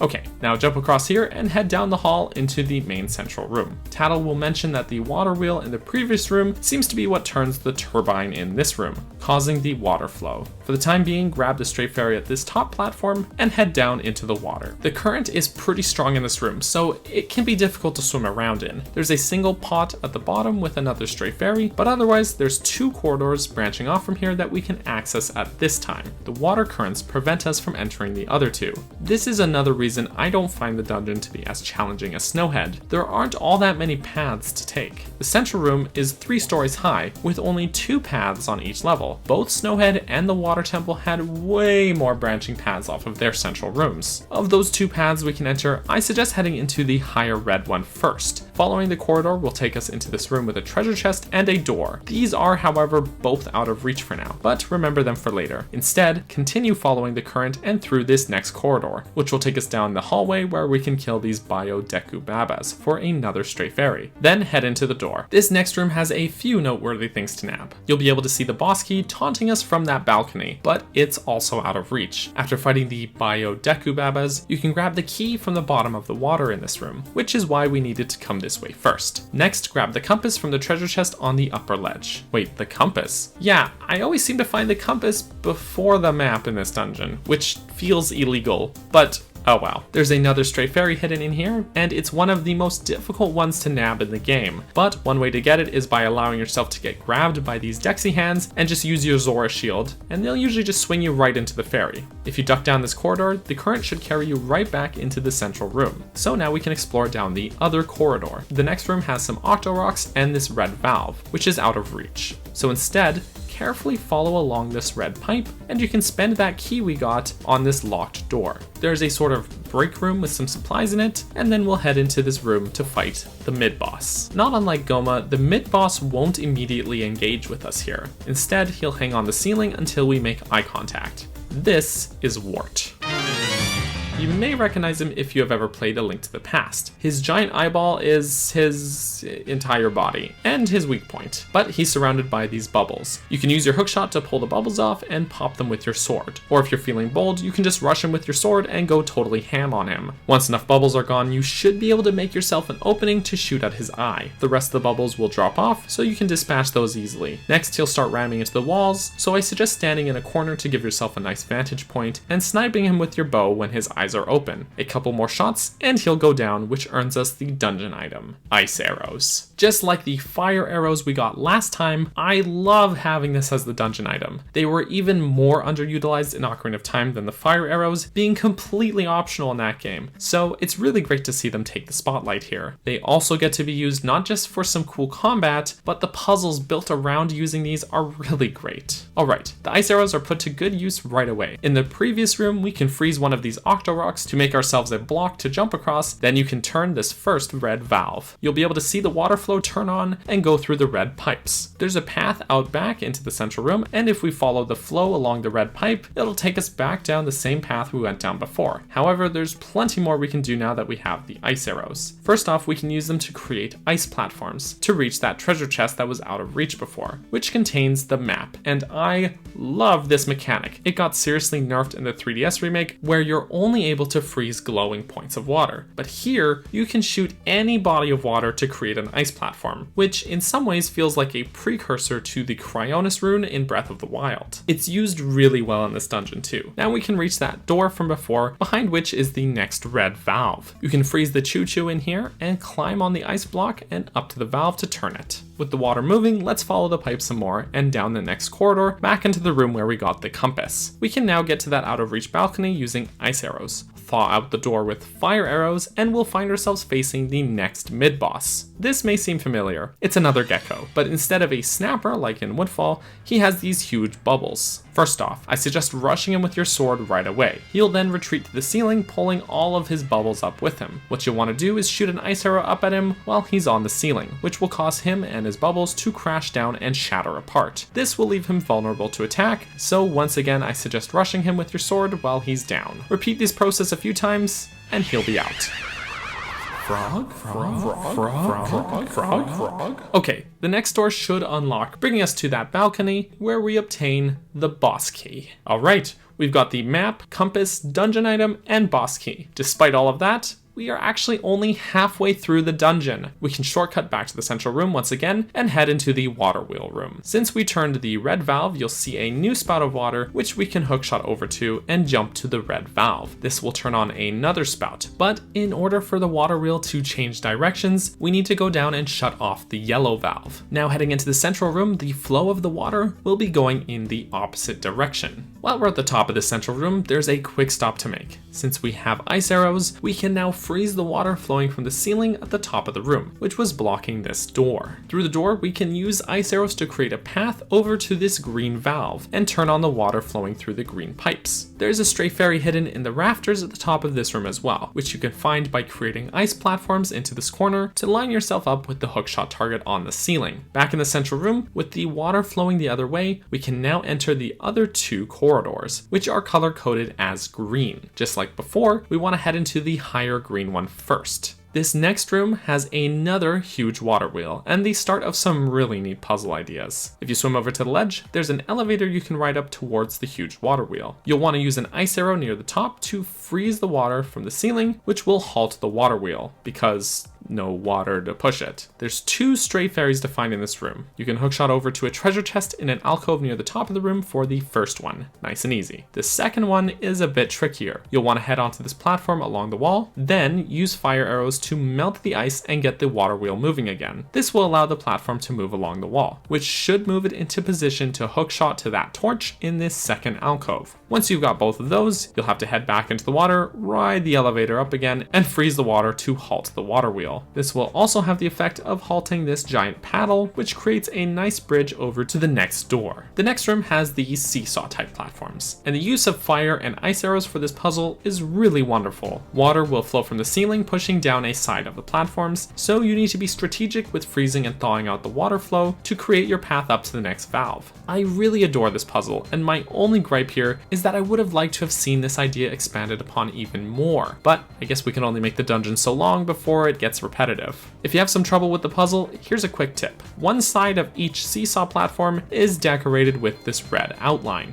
which will always be the side that you want to stand on when you raise it. There's 3 of these seesaw platforms, so you'll probably use a lot of magic power, but this room has you covered. On top of the usual crates and pots, there's 2 choo-choos who will continually respawn with magic and arrow pickups, so don't worry about running out. After you reach the valve, don't forget to follow along this pipe to nab another stray fairy in that treasure chest, as well as one hidden under the first seesaw platform. That first platform will also be used to reach the next door. This brings us back into the room where we found the map, but with the water flowing the other way, that path acts as a quick shortcut into the central room once again. Now there's only one path we haven't taken yet, which has a sole green pipe leading into it. The last 2 stray fairies are hidden in this room as well. Follow the pipe up and out of the water, and you can turn that final green valve, which activates this water spout and leads us to the boss door.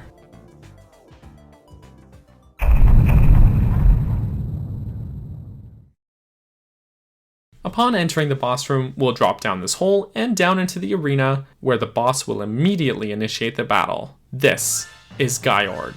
Georg?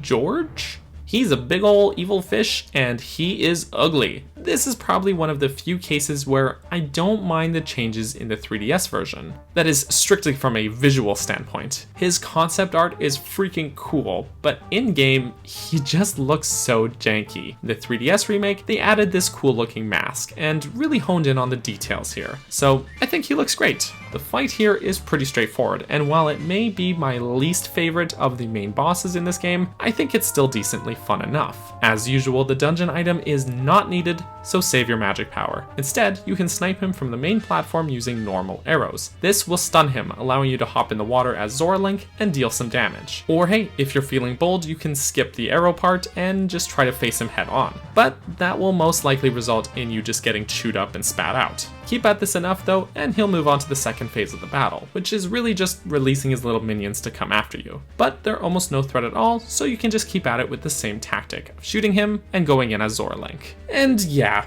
we've got to address the 3DS remake, which just continues to disappoint me. Somehow, they took their mistake from the last boss fight, but did it in reverse. See, with Got, the whole fight in Goron form is all about keeping momentum during a high-speed chase. You are on the offensive, and you need to be fast to keep up with him, so halting your momentum to use your bow was an interruption that felt awkward. With Georg, the fight is on the opposite side. You're instead on the defensive, isolated on this platform while he tries to jump up at you and knock you into the water. So when you stun him and open him up for attack, dashing in to deal some damage and quickly retreating leads to a good flow of combat. There's no momentum to halt, so this isn't an interruption. Somehow they decided, rather than switching back and forth and weaving in and out of the water, that the fight would be better off if they segregated those sections. So for the first part of the fight, you have to just shoot him so that his eyeball pops out, and then you just shoot his eyeball. If we're still just using the bow to shoot him here, then what purpose does even having that weak spot serve? It doesn't make the fight any more interesting. Then he'll sink the platform and we have to do the rest of the fight as Zora Link, which could have been cool if they hadn't completely nerfed the Zora swimming. Instead, there's these mines which you need to trick him into swallowing like some sort of underwater King Dodongo fight. I can see what they were going for, but this is so awkward to do, and these mines detonate too easily, so you're just as likely to take damage yourself. I so don't understand how they got these two boss fights so backwards with each other. So yeah, the 3DS version continues to disappoint me. If you like it, I don't hold any hard feelings towards you, but to me this is all so counterintuitive.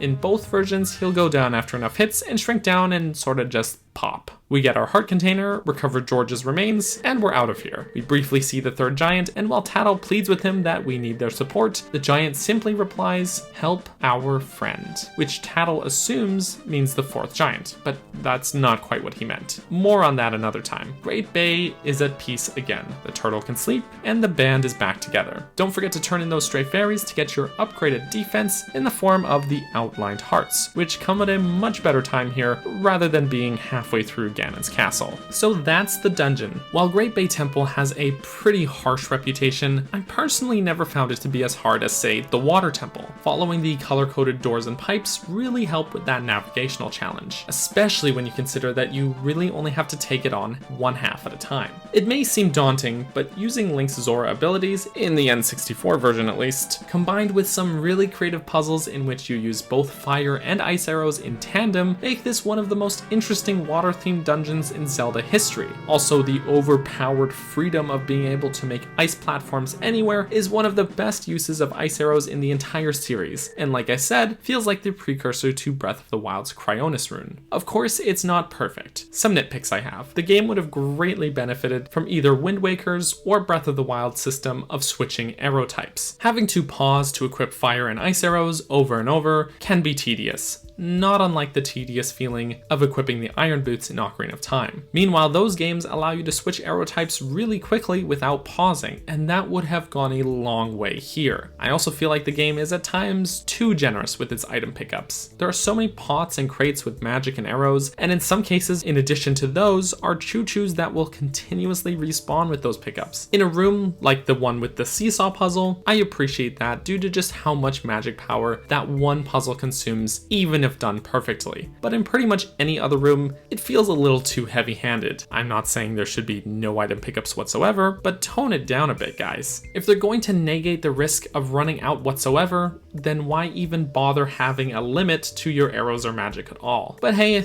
that's me. I'm pretty much always looking for more challenge in my Zelda games, so maybe you guys feel like it removes some of the stress, or you feel differently about it, that's okay. Of course, I played this on the N64, and I think the 3DS's nerfed swimming makes the dungeon that much worse. The fluidity of your movements feels so good in the original, and that good feeling counterbalances the stress of traversing these narrow corridors and solving puzzles. It's a balance. The new swimming is just so awful that it adds to the stress on top of the navigation, rather than relieving that stress, leading to an overall worse time. I know I keep ragging on the remake, but it makes me so sad to see something so wonderful be stripped down and left to die. Because of this, I have to give the dungeon 2 separate ratings. Overall, despite the dungeon's challenges, because of all the cool stuff it does in the original, I actually really like it. In the remake, however, because they nerfed the swimming, and they nerfed the ice arrows, and then they made the boss fight boring and awkward, I actively dislike it, which is saying a lot because I even openly like the Water Temple. But hey, that's just me.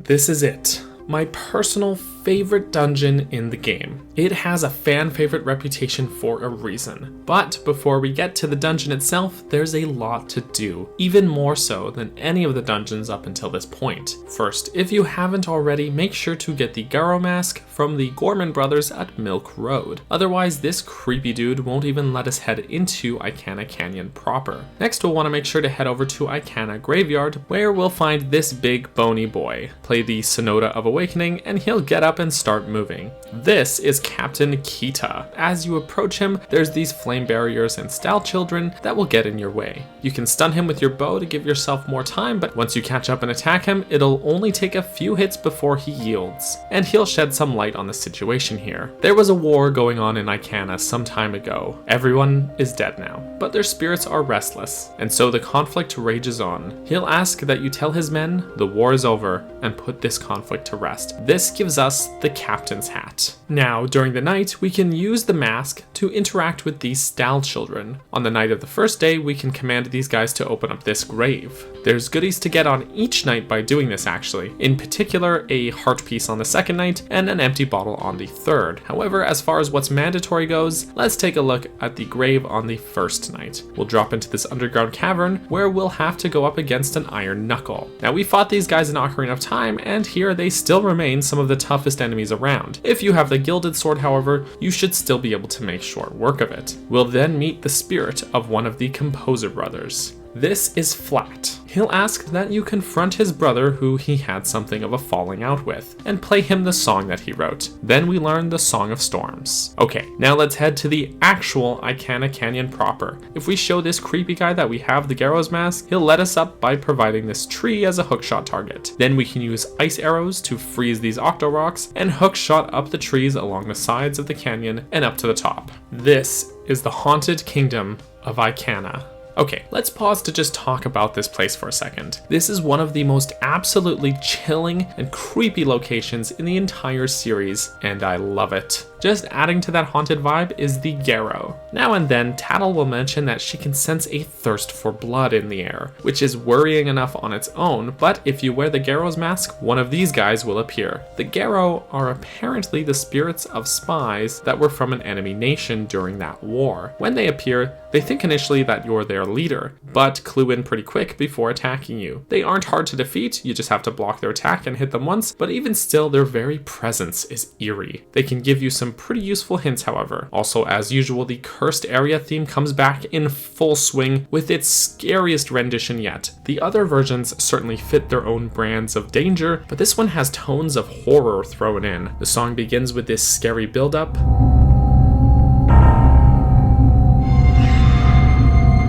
The piano chords are deep and resonating. The choir voices sound like ghosts howling in the wind, in particular, this bit right here.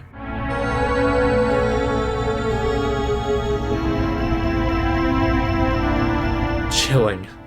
Just chilling.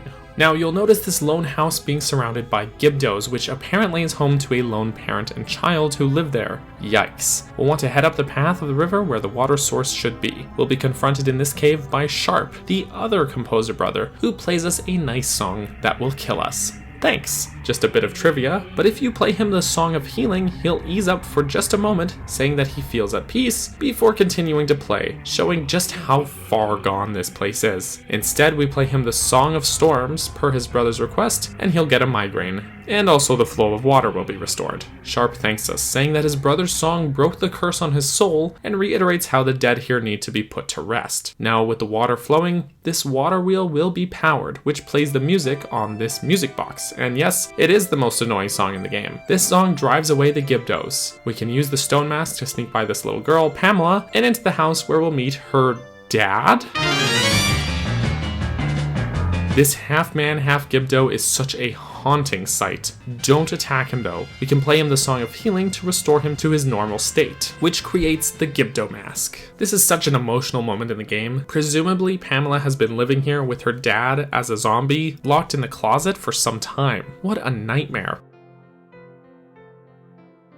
Okay, with the Gibdo mask, Redeads and Gibdos will not attack us. The next bit is one of the most tedious fetch quests in the series, so here goes. First thing you want to start with, I suggest heading down to the Southern Swamp. You'll want to buy 5 magic beans from the Deku salesman here. You will also need a blue potion, which you can either get for 200 rupees from the Deku salesman at the canyon, or for free from the potion shop by bringing the hag a mushroom. Next, make sure to get yourself another powder keg. You can buy them at the bomb shop as Goron Link for 50 rupees. With at the very least those 3 things, we can head into the caves beneath the well. Because we didn't have enough nightmares at the bottom of the well in Ocarina of Time, we have this Gibdo-infested labyrinth to deal with now. Thankfully, we're not in too much danger with the Gibdo mask. In this cave system are tons of locked doors. The Gibdos will each unlock their door for you in exchange for some material item. With the exception of those beans and that potion, we can get nearly everything else we need in here. But those first 2 Gibdos require the potion and the beans, so save yourself some pain and just come prepared. I also suggest having at least 4, but preferably 5 or all 6 bottles by now, as having the extra carrying capacity will reduce backtracking. Reduce, that is. There is still going to be a lot of back and forth. However, at the end of all of this, we'll find this room. Light the torches to reveal the treasure chest, which gives us the mirror shield. It works just like it did in Ocarina of Time, but that functionality gets put to even better use in this game. More on that soon. It's put to good use right away, of course. We can activate this sun switch to reveal a ladder and shine the light on this sun block to remove it from the path. Now we can follow this ladder up and we'll find ourselves in Ikana Castle.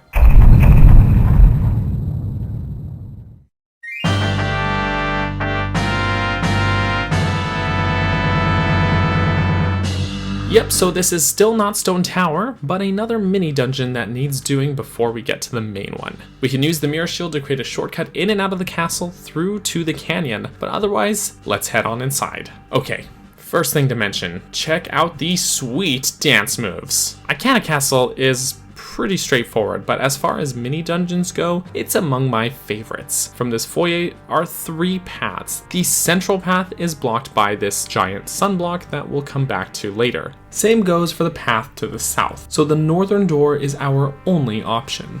There's this falling checkerboard room, which is pretty straightforward. This push switch opens the door, and don't get squashed. We can fly through this room, literally, and we'll be upstairs and outside on the balcony. We'll want to fly over to this switch, which will open the sunroof on the inside of the southern chamber. Now heading back inside, we can remove that sunblock from the southern room. By the way, with all of these creepy undead enemies, we can use the mirror shield to basically one-shot all of them, and it's overpowered fun that I really wish Ocarina of Time had tapped into. The next room takes us into a mini boss fight against a Wizrobe. Now we fought a blue one in Snowhead twice, and this red one doesn't mix things up too much, so just snipe him like before and you'll be just fine. Now we can take the stairs onto the other side of the balcony and use the powder keg I said we needed to blow a hole in the roof here. This allows light to shine into the foyer room so we can unlock that final central path and face off against the boss of the mini dungeon. This is Igos du Ikana, the king of Ikana Kingdom, and here's his lackeys. They'll draw the curtains up and challenge you to do combat. Hilariously, if you wear the captain's hat, Igos will get confused for a moment thinking that you are Kita, but then realize you're wearing a mask because you're too small. I love that detail. Okay, so we have to take on the 2 lackeys first. I suggest using fire arrows to burn the curtains, so you can use the overpowered goodness of the mirror shield to dish out some damage. Otherwise, if you've played Ocarina of Time and fought any style foes in that game, then this battle should come as no challenge to you. Just make sure when they're down to use the mirror shield to burn their bodies away. Once they're done and out, the king himself will confront you. Same tactic for him, however. He has more attack variety as he has some sort of icy breath in addition to his sword, but if you keep at him, you'll be able to get him down the same way. Once he's down, the lackeys will start arguing, and he'll shush them, saying that this sort of bickering is what caused their kingdom to fall into ruin, and their spirits to linger. Igos gets pretty real with us here, asking that Link break the curse on his kingdom, the source of which is in Stone Tower. He teaches us the elegy of emptiness, which allows us to shed an empty shell of ourselves in place in the form of these weird statues. In combination with our masks, we can create up to 4 empty shells, which will be needed in Stone Tower for some interesting puzzles. As cool a mechanic as this is, this shell in particular just gives me the creeps. That face, ugh. Though the ones for the transformations are pretty cool. So the next thing we need to do is ascend the stone tower to get up to the actual temple entrance. In conjunction with the hookshot and using the Elegy of Emptiness to push down these switches and move these blocks around, we can make our way up the tower. I do sort of wish this part was a bit less tedious, as we're going to be playing that song a lot of times. Thankfully, a warp statue is at the very top, so you really only have to do this once. But still, it's a long but worthwhile way up to the dungeon entrance.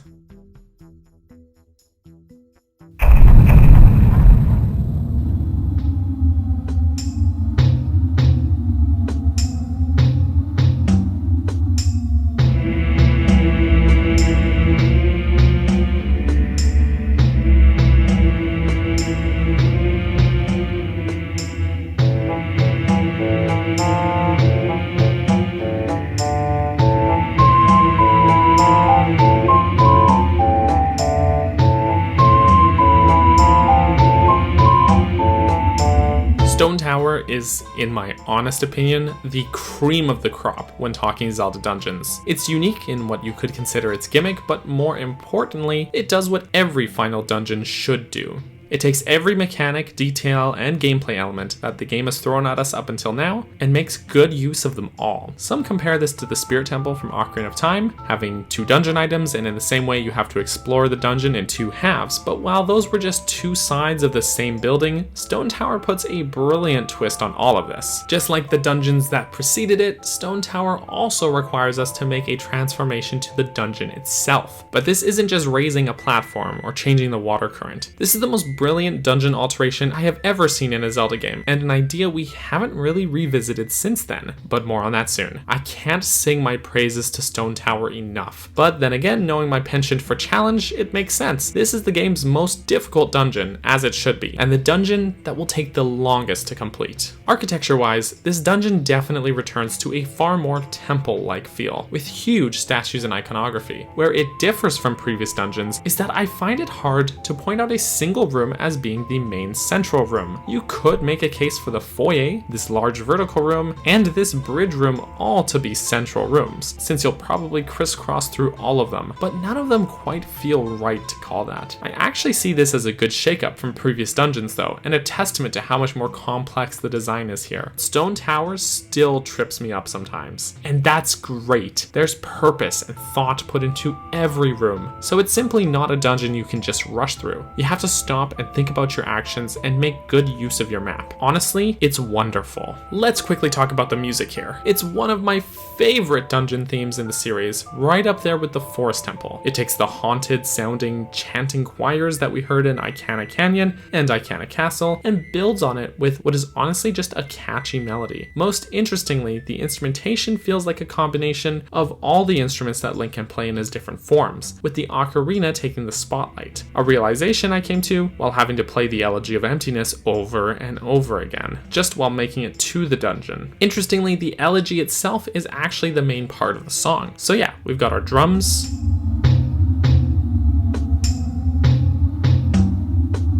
this instrument, which sounds similar to the pipes, our strings, and of course the ocarina.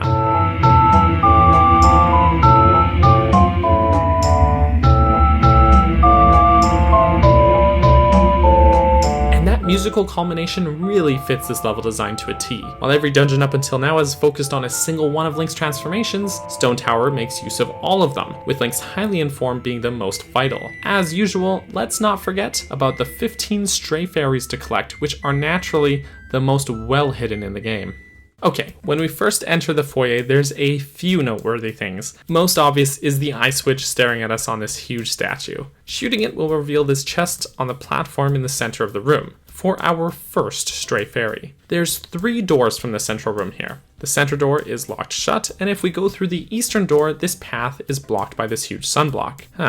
familiar. So the western door is our only way to progress. This takes us into this winding corridor. The end of this hall is barred shut, so there's a handful of switches to press down in order to open it. You can use the Elegy of Emptiness for these, but to save yourself some repetition playing that song, there's also these crates you can use for some of the switches as well. This takes us out into this courtyard room, which has 2 doors, but we don't have the key we need for this one. So instead we can head down the stairs and into the basement room. However, you'll quickly see that there's not actually much we can do here, so make sure to bomb this section of the floor in the courtyard room to allow light to shine down into the basement room. Now you can use the mirror shield to remove the sunblock from in here. Use Goron Link to cross the lava and get yourself the map from that chest. Defeat the Armos while you're here as well to reveal another chest which has the key that we needed. There's also a pretty easy to miss stray fairy in this room, which you can reach with the hook shot. So make sure to grab that now to save yourself some painful backtracking later. Now we can head back to the courtyard and spend that key on the locked door. This takes us into this bridge room. There's some sunblocks here that you can't do much with now, and this bridge with rails on it. So there isn't much to do just yet. There's a treasure chest on this ledge, which you can jump up to if you time it just right, but it's actually easier if you just let this Dexy hand grab you, since he'll toss you right up there. That chest contains a key. Now as a Zora, you can swim down this hallway and into this large flooded room. There's a lot of stuff in this room, much of which we can't do yet. Make sure to press the switch on the bottom of the room, which will make a treasure chest appear, but on the ceiling. We'll come back for that, don't worry. Otherwise, you can rise back up to the surface of the water. There's a beam of light shining down onto the floor, which we can reflect this mirror. Tattle will hint that there's something different about this mirror, and if you test it out, you'll see that there's a sort of delay to the reflection somehow. So what you can do is reflect light onto it, and it'll hold the light briefly so you can go and use the mirror shield to reflect the light off of it again. This sounds more complicated than it is in practice, I swear. Doing this successfully will remove this sunblock, which creates a shortcut back to the foyer. There's also a chest here with the compass inside. While you're here, there's a frozen eye switch, which you can activate with a fire arrow to reveal another ceiling chest. Okay, you can spend that key on the locked door at the north end of this room. This next room has some pillars, which you can break apart as Goron Link to reveal this beam of light. You'll notice several sunblocks and sun switches in this room.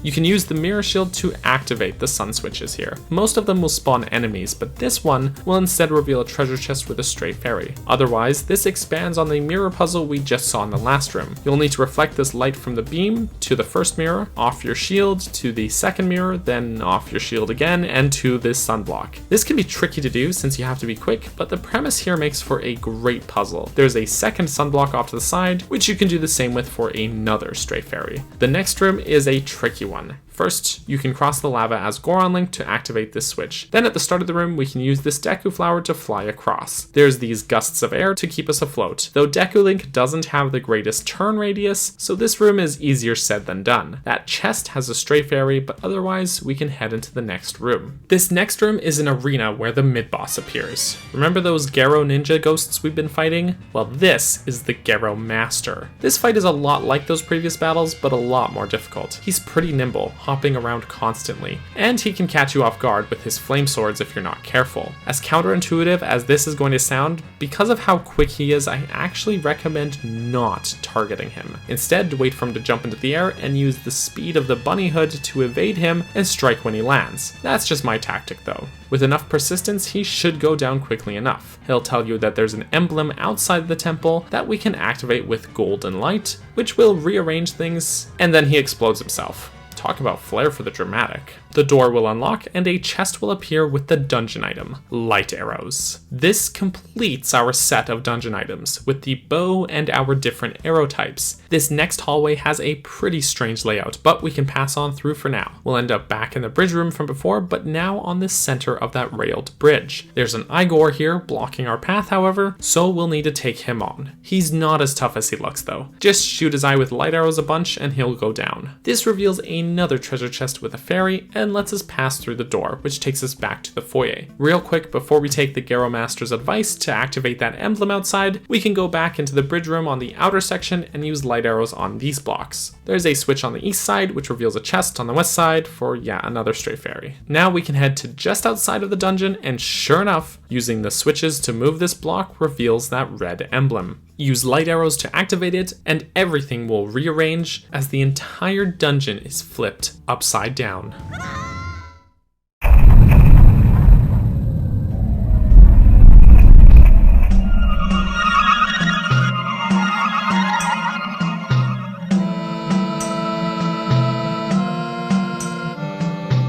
So if you couldn't tell, the entire dungeon is now inverted, meaning all of those doors and treasure chests we could see on the ceiling before are now accessible to us. Can I just gush at how brilliant a twist this is on the dungeon alteration idea? This effectively doubles the dungeon, and this was already a pretty large scale dungeon to begin with. With this mechanic, however, we're in for some really fantastic puzzles. Okay, so we're back in the foyer. At this point, only the eastern door is accessible. We can head in and use light arrows to remove the sunblock. We'll find ourselves in the flooded room from before, except I guess all the water fell out of the skylights here. There's some of those ceiling treasure chests that we can now nab for some more stray fairies. There's some deku flowers to help navigate in here, but what we'll need to do is head down that corridor towards the Dexy hand and push that switch to reveal a treasure chest, which contains a key. Now we can use these wind gusts to get to the top of the room and spend our key on the locked door. This next hallway is our first taste of some inversion puzzles. There's an emblem we can shoot in here with light arrows. We need to flip the room, use Goron form to cross the lava, and then flip the room again to reach the door. The next room here is where the inversion puzzle really takes shape. There's this push block which we need to push into this spot in the opposite corner of the room. However, the floor has all of these ledges and dips, so it's not as straightforward as it seems at a glance. We'll need to use light arrows and rotate the room, push the block,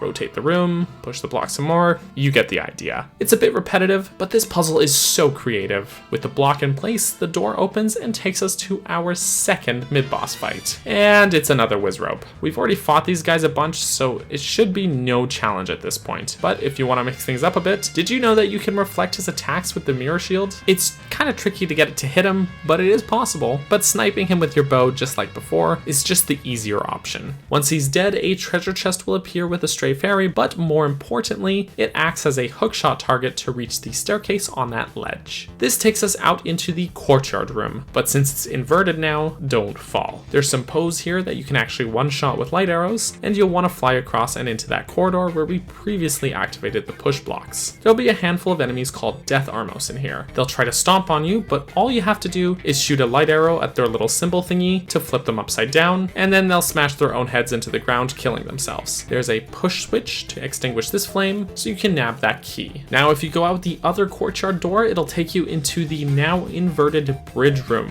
Now here's where I tend to get a bit tripped up myself, because I get overzealous and I want to head towards the boss door right away. There's a door that'll take us back into the foyer, but first we can use these deku flowers to cross this room, head through the door, and cross this gated corridor, and come face to face with a third mid-boss. This is Gomez. Man, he just oozes with that creepy factor. He's surrounded by bats, which will protect him from damage, so you can't just rush him with your sword. Instead, you can shoot at him with light arrows to disperse the bats and open him up for attack. Just watch out, because he's got a mean swing with that scythe, though with our improved defense, he'll only dish out a single heart of damage. After a few good hits, he'll go down in the most dramatic fashion, earning us the boss key.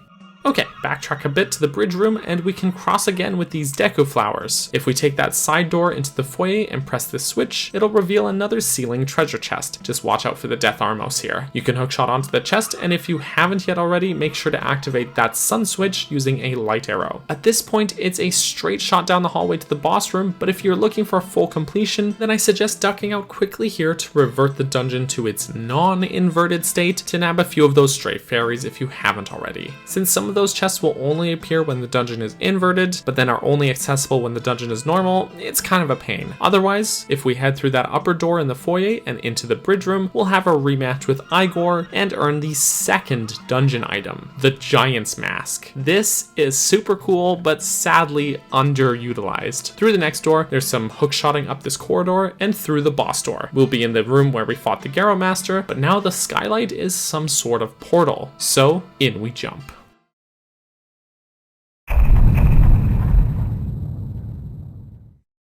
The portal appears to take us to some sort of deserted wasteland, covered in a sandstorm. The boss wastes no time making an entrance though. Or should I say bosses? Yeah, there's two. This is Twin Mold, a pair of giant sand serpent bug things. This is another case of the concept art being so good, but them looking kind of meh in-game. But hey, even still, the sheer scale of these guys is so cool. Each of them have a weak point on their tail and head that you can shoot at, which is a difficult but totally viable way to take them down. However, it's much easier and way more fun if we use our newly acquired Giant's Mask.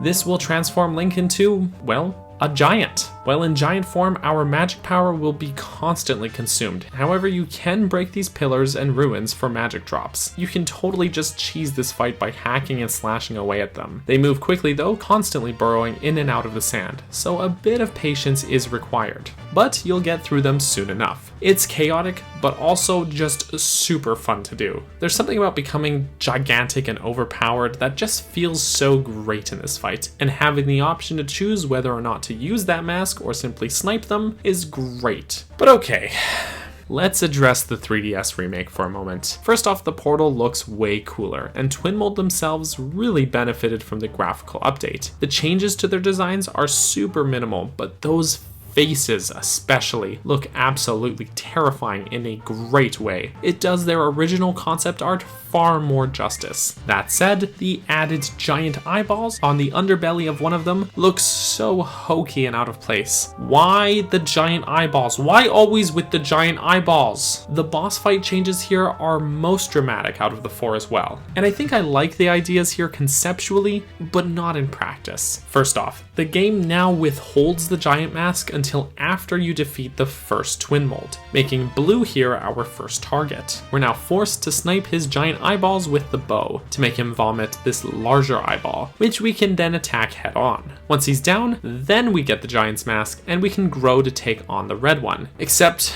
oh, Giant's Mask, what did they do to you? Okay, first of all, we can't use our sword anymore as a giant. I guess they decided Link should just go full King Kong mode instead. Something about Link punching like this just feels so off to me. Now, there's also a bunch of baby Twin Molds that will also come after you, but what you'll want to do is try to awkwardly punch the red one here. Removing your sword completely nerfs your range, however. This just feels so awkward. Once you've punched him a bunch, you'll have a chance to grab his tail and slam him around a bit. I'm gonna confess that this might look pretty cool watching it, but doing it, that's another story.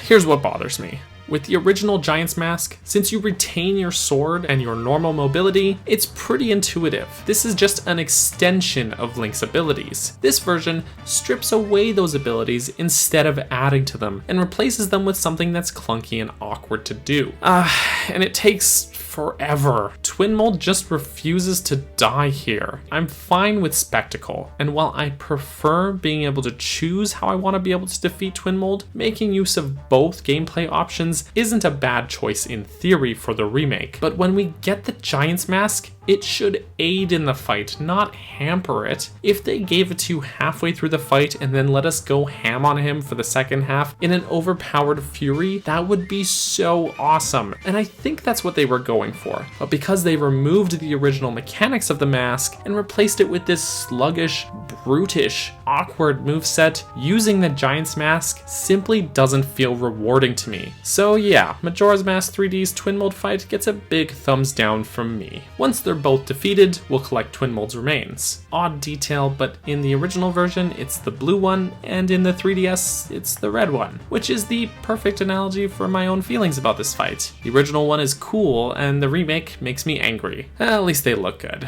Don't forget that heart container, and we'll see the final giant now, who says, "Call us," and we're out. The curse is lifted from Ikana. The dead can rest, and all four giants are freed. Don't forget to return the stray fairies as usual, which will give us the absolutely overpowered Great Fairy Sword, which is pretty much like the big Goron sword from Ocarina of Time, except it's purple. So that's the dungeon. Stone Tower, in my eyes, earns its reputation as one of the greatest dungeons in all of Zelda. It perfectly embodies what a final dungeon should be. It's challenging, creative, and combines all of the elements that we've learned until now. What I think I love about this is that while Ganon's castle in Ocarina of Time kind of does the same, it's in a much more segmented and in-your-face way, with literally labeled rooms that reference their dungeons. Meanwhile, Stone Tower implements those design ideas while keeping its own identity and assimilates these ideas without segmenting them. Oh, and it still manages to throw new awesome mechanics at us while doing so. It feels far less like we're simply reviewing what we've learned until now, and instead like a triumphant culmination of our own growth as a player. It's sublime. Of course, I do have nitpicks. They were tapping into something so great with these room flipping puzzles, and I would honestly like to have seen even more of them. I know the dungeon can only be so long, but come on, we were onto something amazing here, and it's really limited to just a few select rooms. Another nitpick, and this is just more so an issue with the N64 itself, but because the dungeon does so well at using all of your abilities, the amount of items switching and pausing is pretty extreme.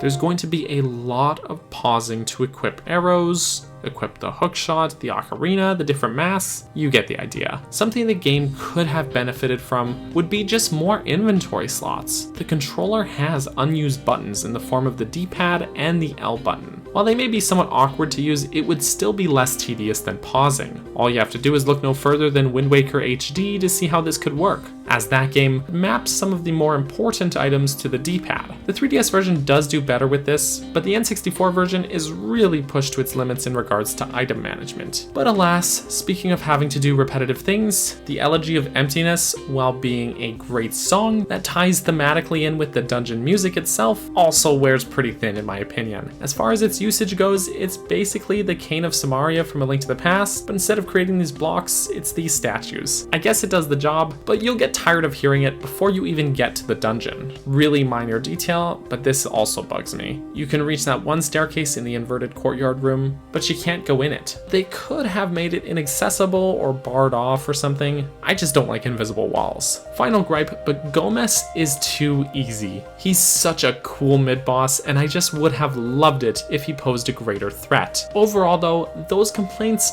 are pretty small. Stone Tower is a timeless classic with some of the best design in the series, and is my personal favorite dungeon in all of 3D Zelda. It's just that good.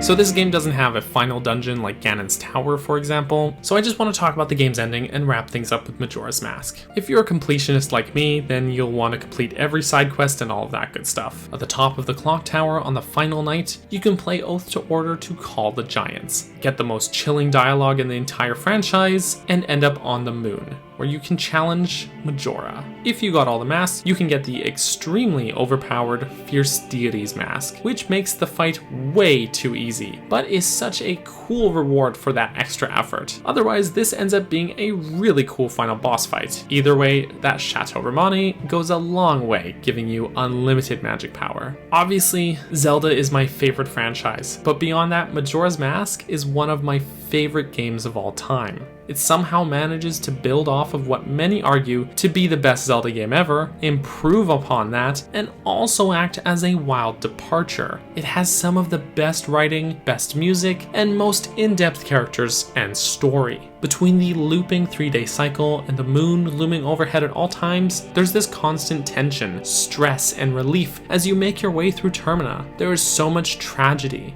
loss, joy, freedom, fun, helplessness, determination, and hope. This is the game that sets out to not just be another Zelda game, years before Nintendo had decided to break their own conventions. This is the installment that showed us a darker, more mature side of the series. The one that didn't talk down to its audience. It was hard, but you earned that challenge, and overcoming it is bittersweet, heartbreaking, and triumphant. It's a masterpiece, one of the single greatest pieces of media, of art, that I've ever gotten to experience.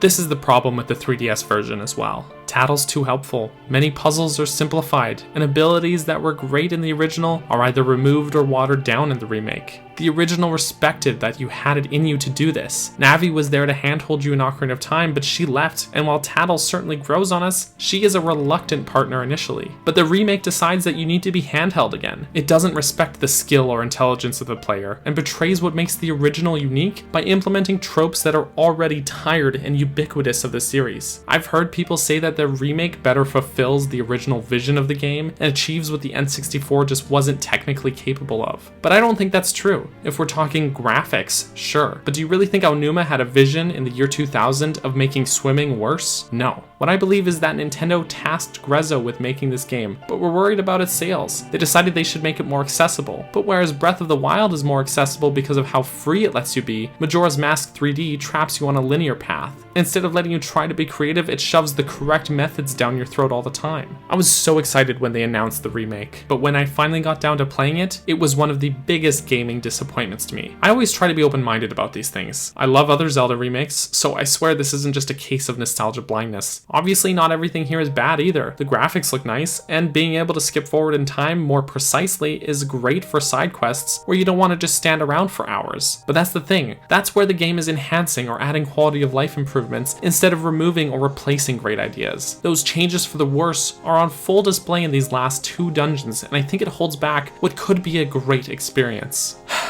This turned into a rant. I'm sorry. This video is already too long, and I apologize. This is a wrap on Majora's Mask. It's a wonderful game, and it's absolutely worth your time. It's one of my all-time favorites, and I hope that you'll love it too. More dungeon design videos are coming, and I hope you'll stick around for it. Next on the docket is The Wind Waker, and I'm really excited to hop into it. It's a great game too. Alright guys, I'll catch you then. I'd like to take a quick moment here to thank you for watching this video. And special thanks goes out to my channel members here on YouTube, as well as my supporters on Patreon. You guys make this all possible. So thank you to Greymage, Brenda, Tetra, Justin, Midnight Naomi, Bunny, and Stefan, as well as all of the folks whose names you're seeing on screen right now. You guys are awesome. Thank you all so much for watching, and I hope you have a lovely rest of your day. Bye-bye.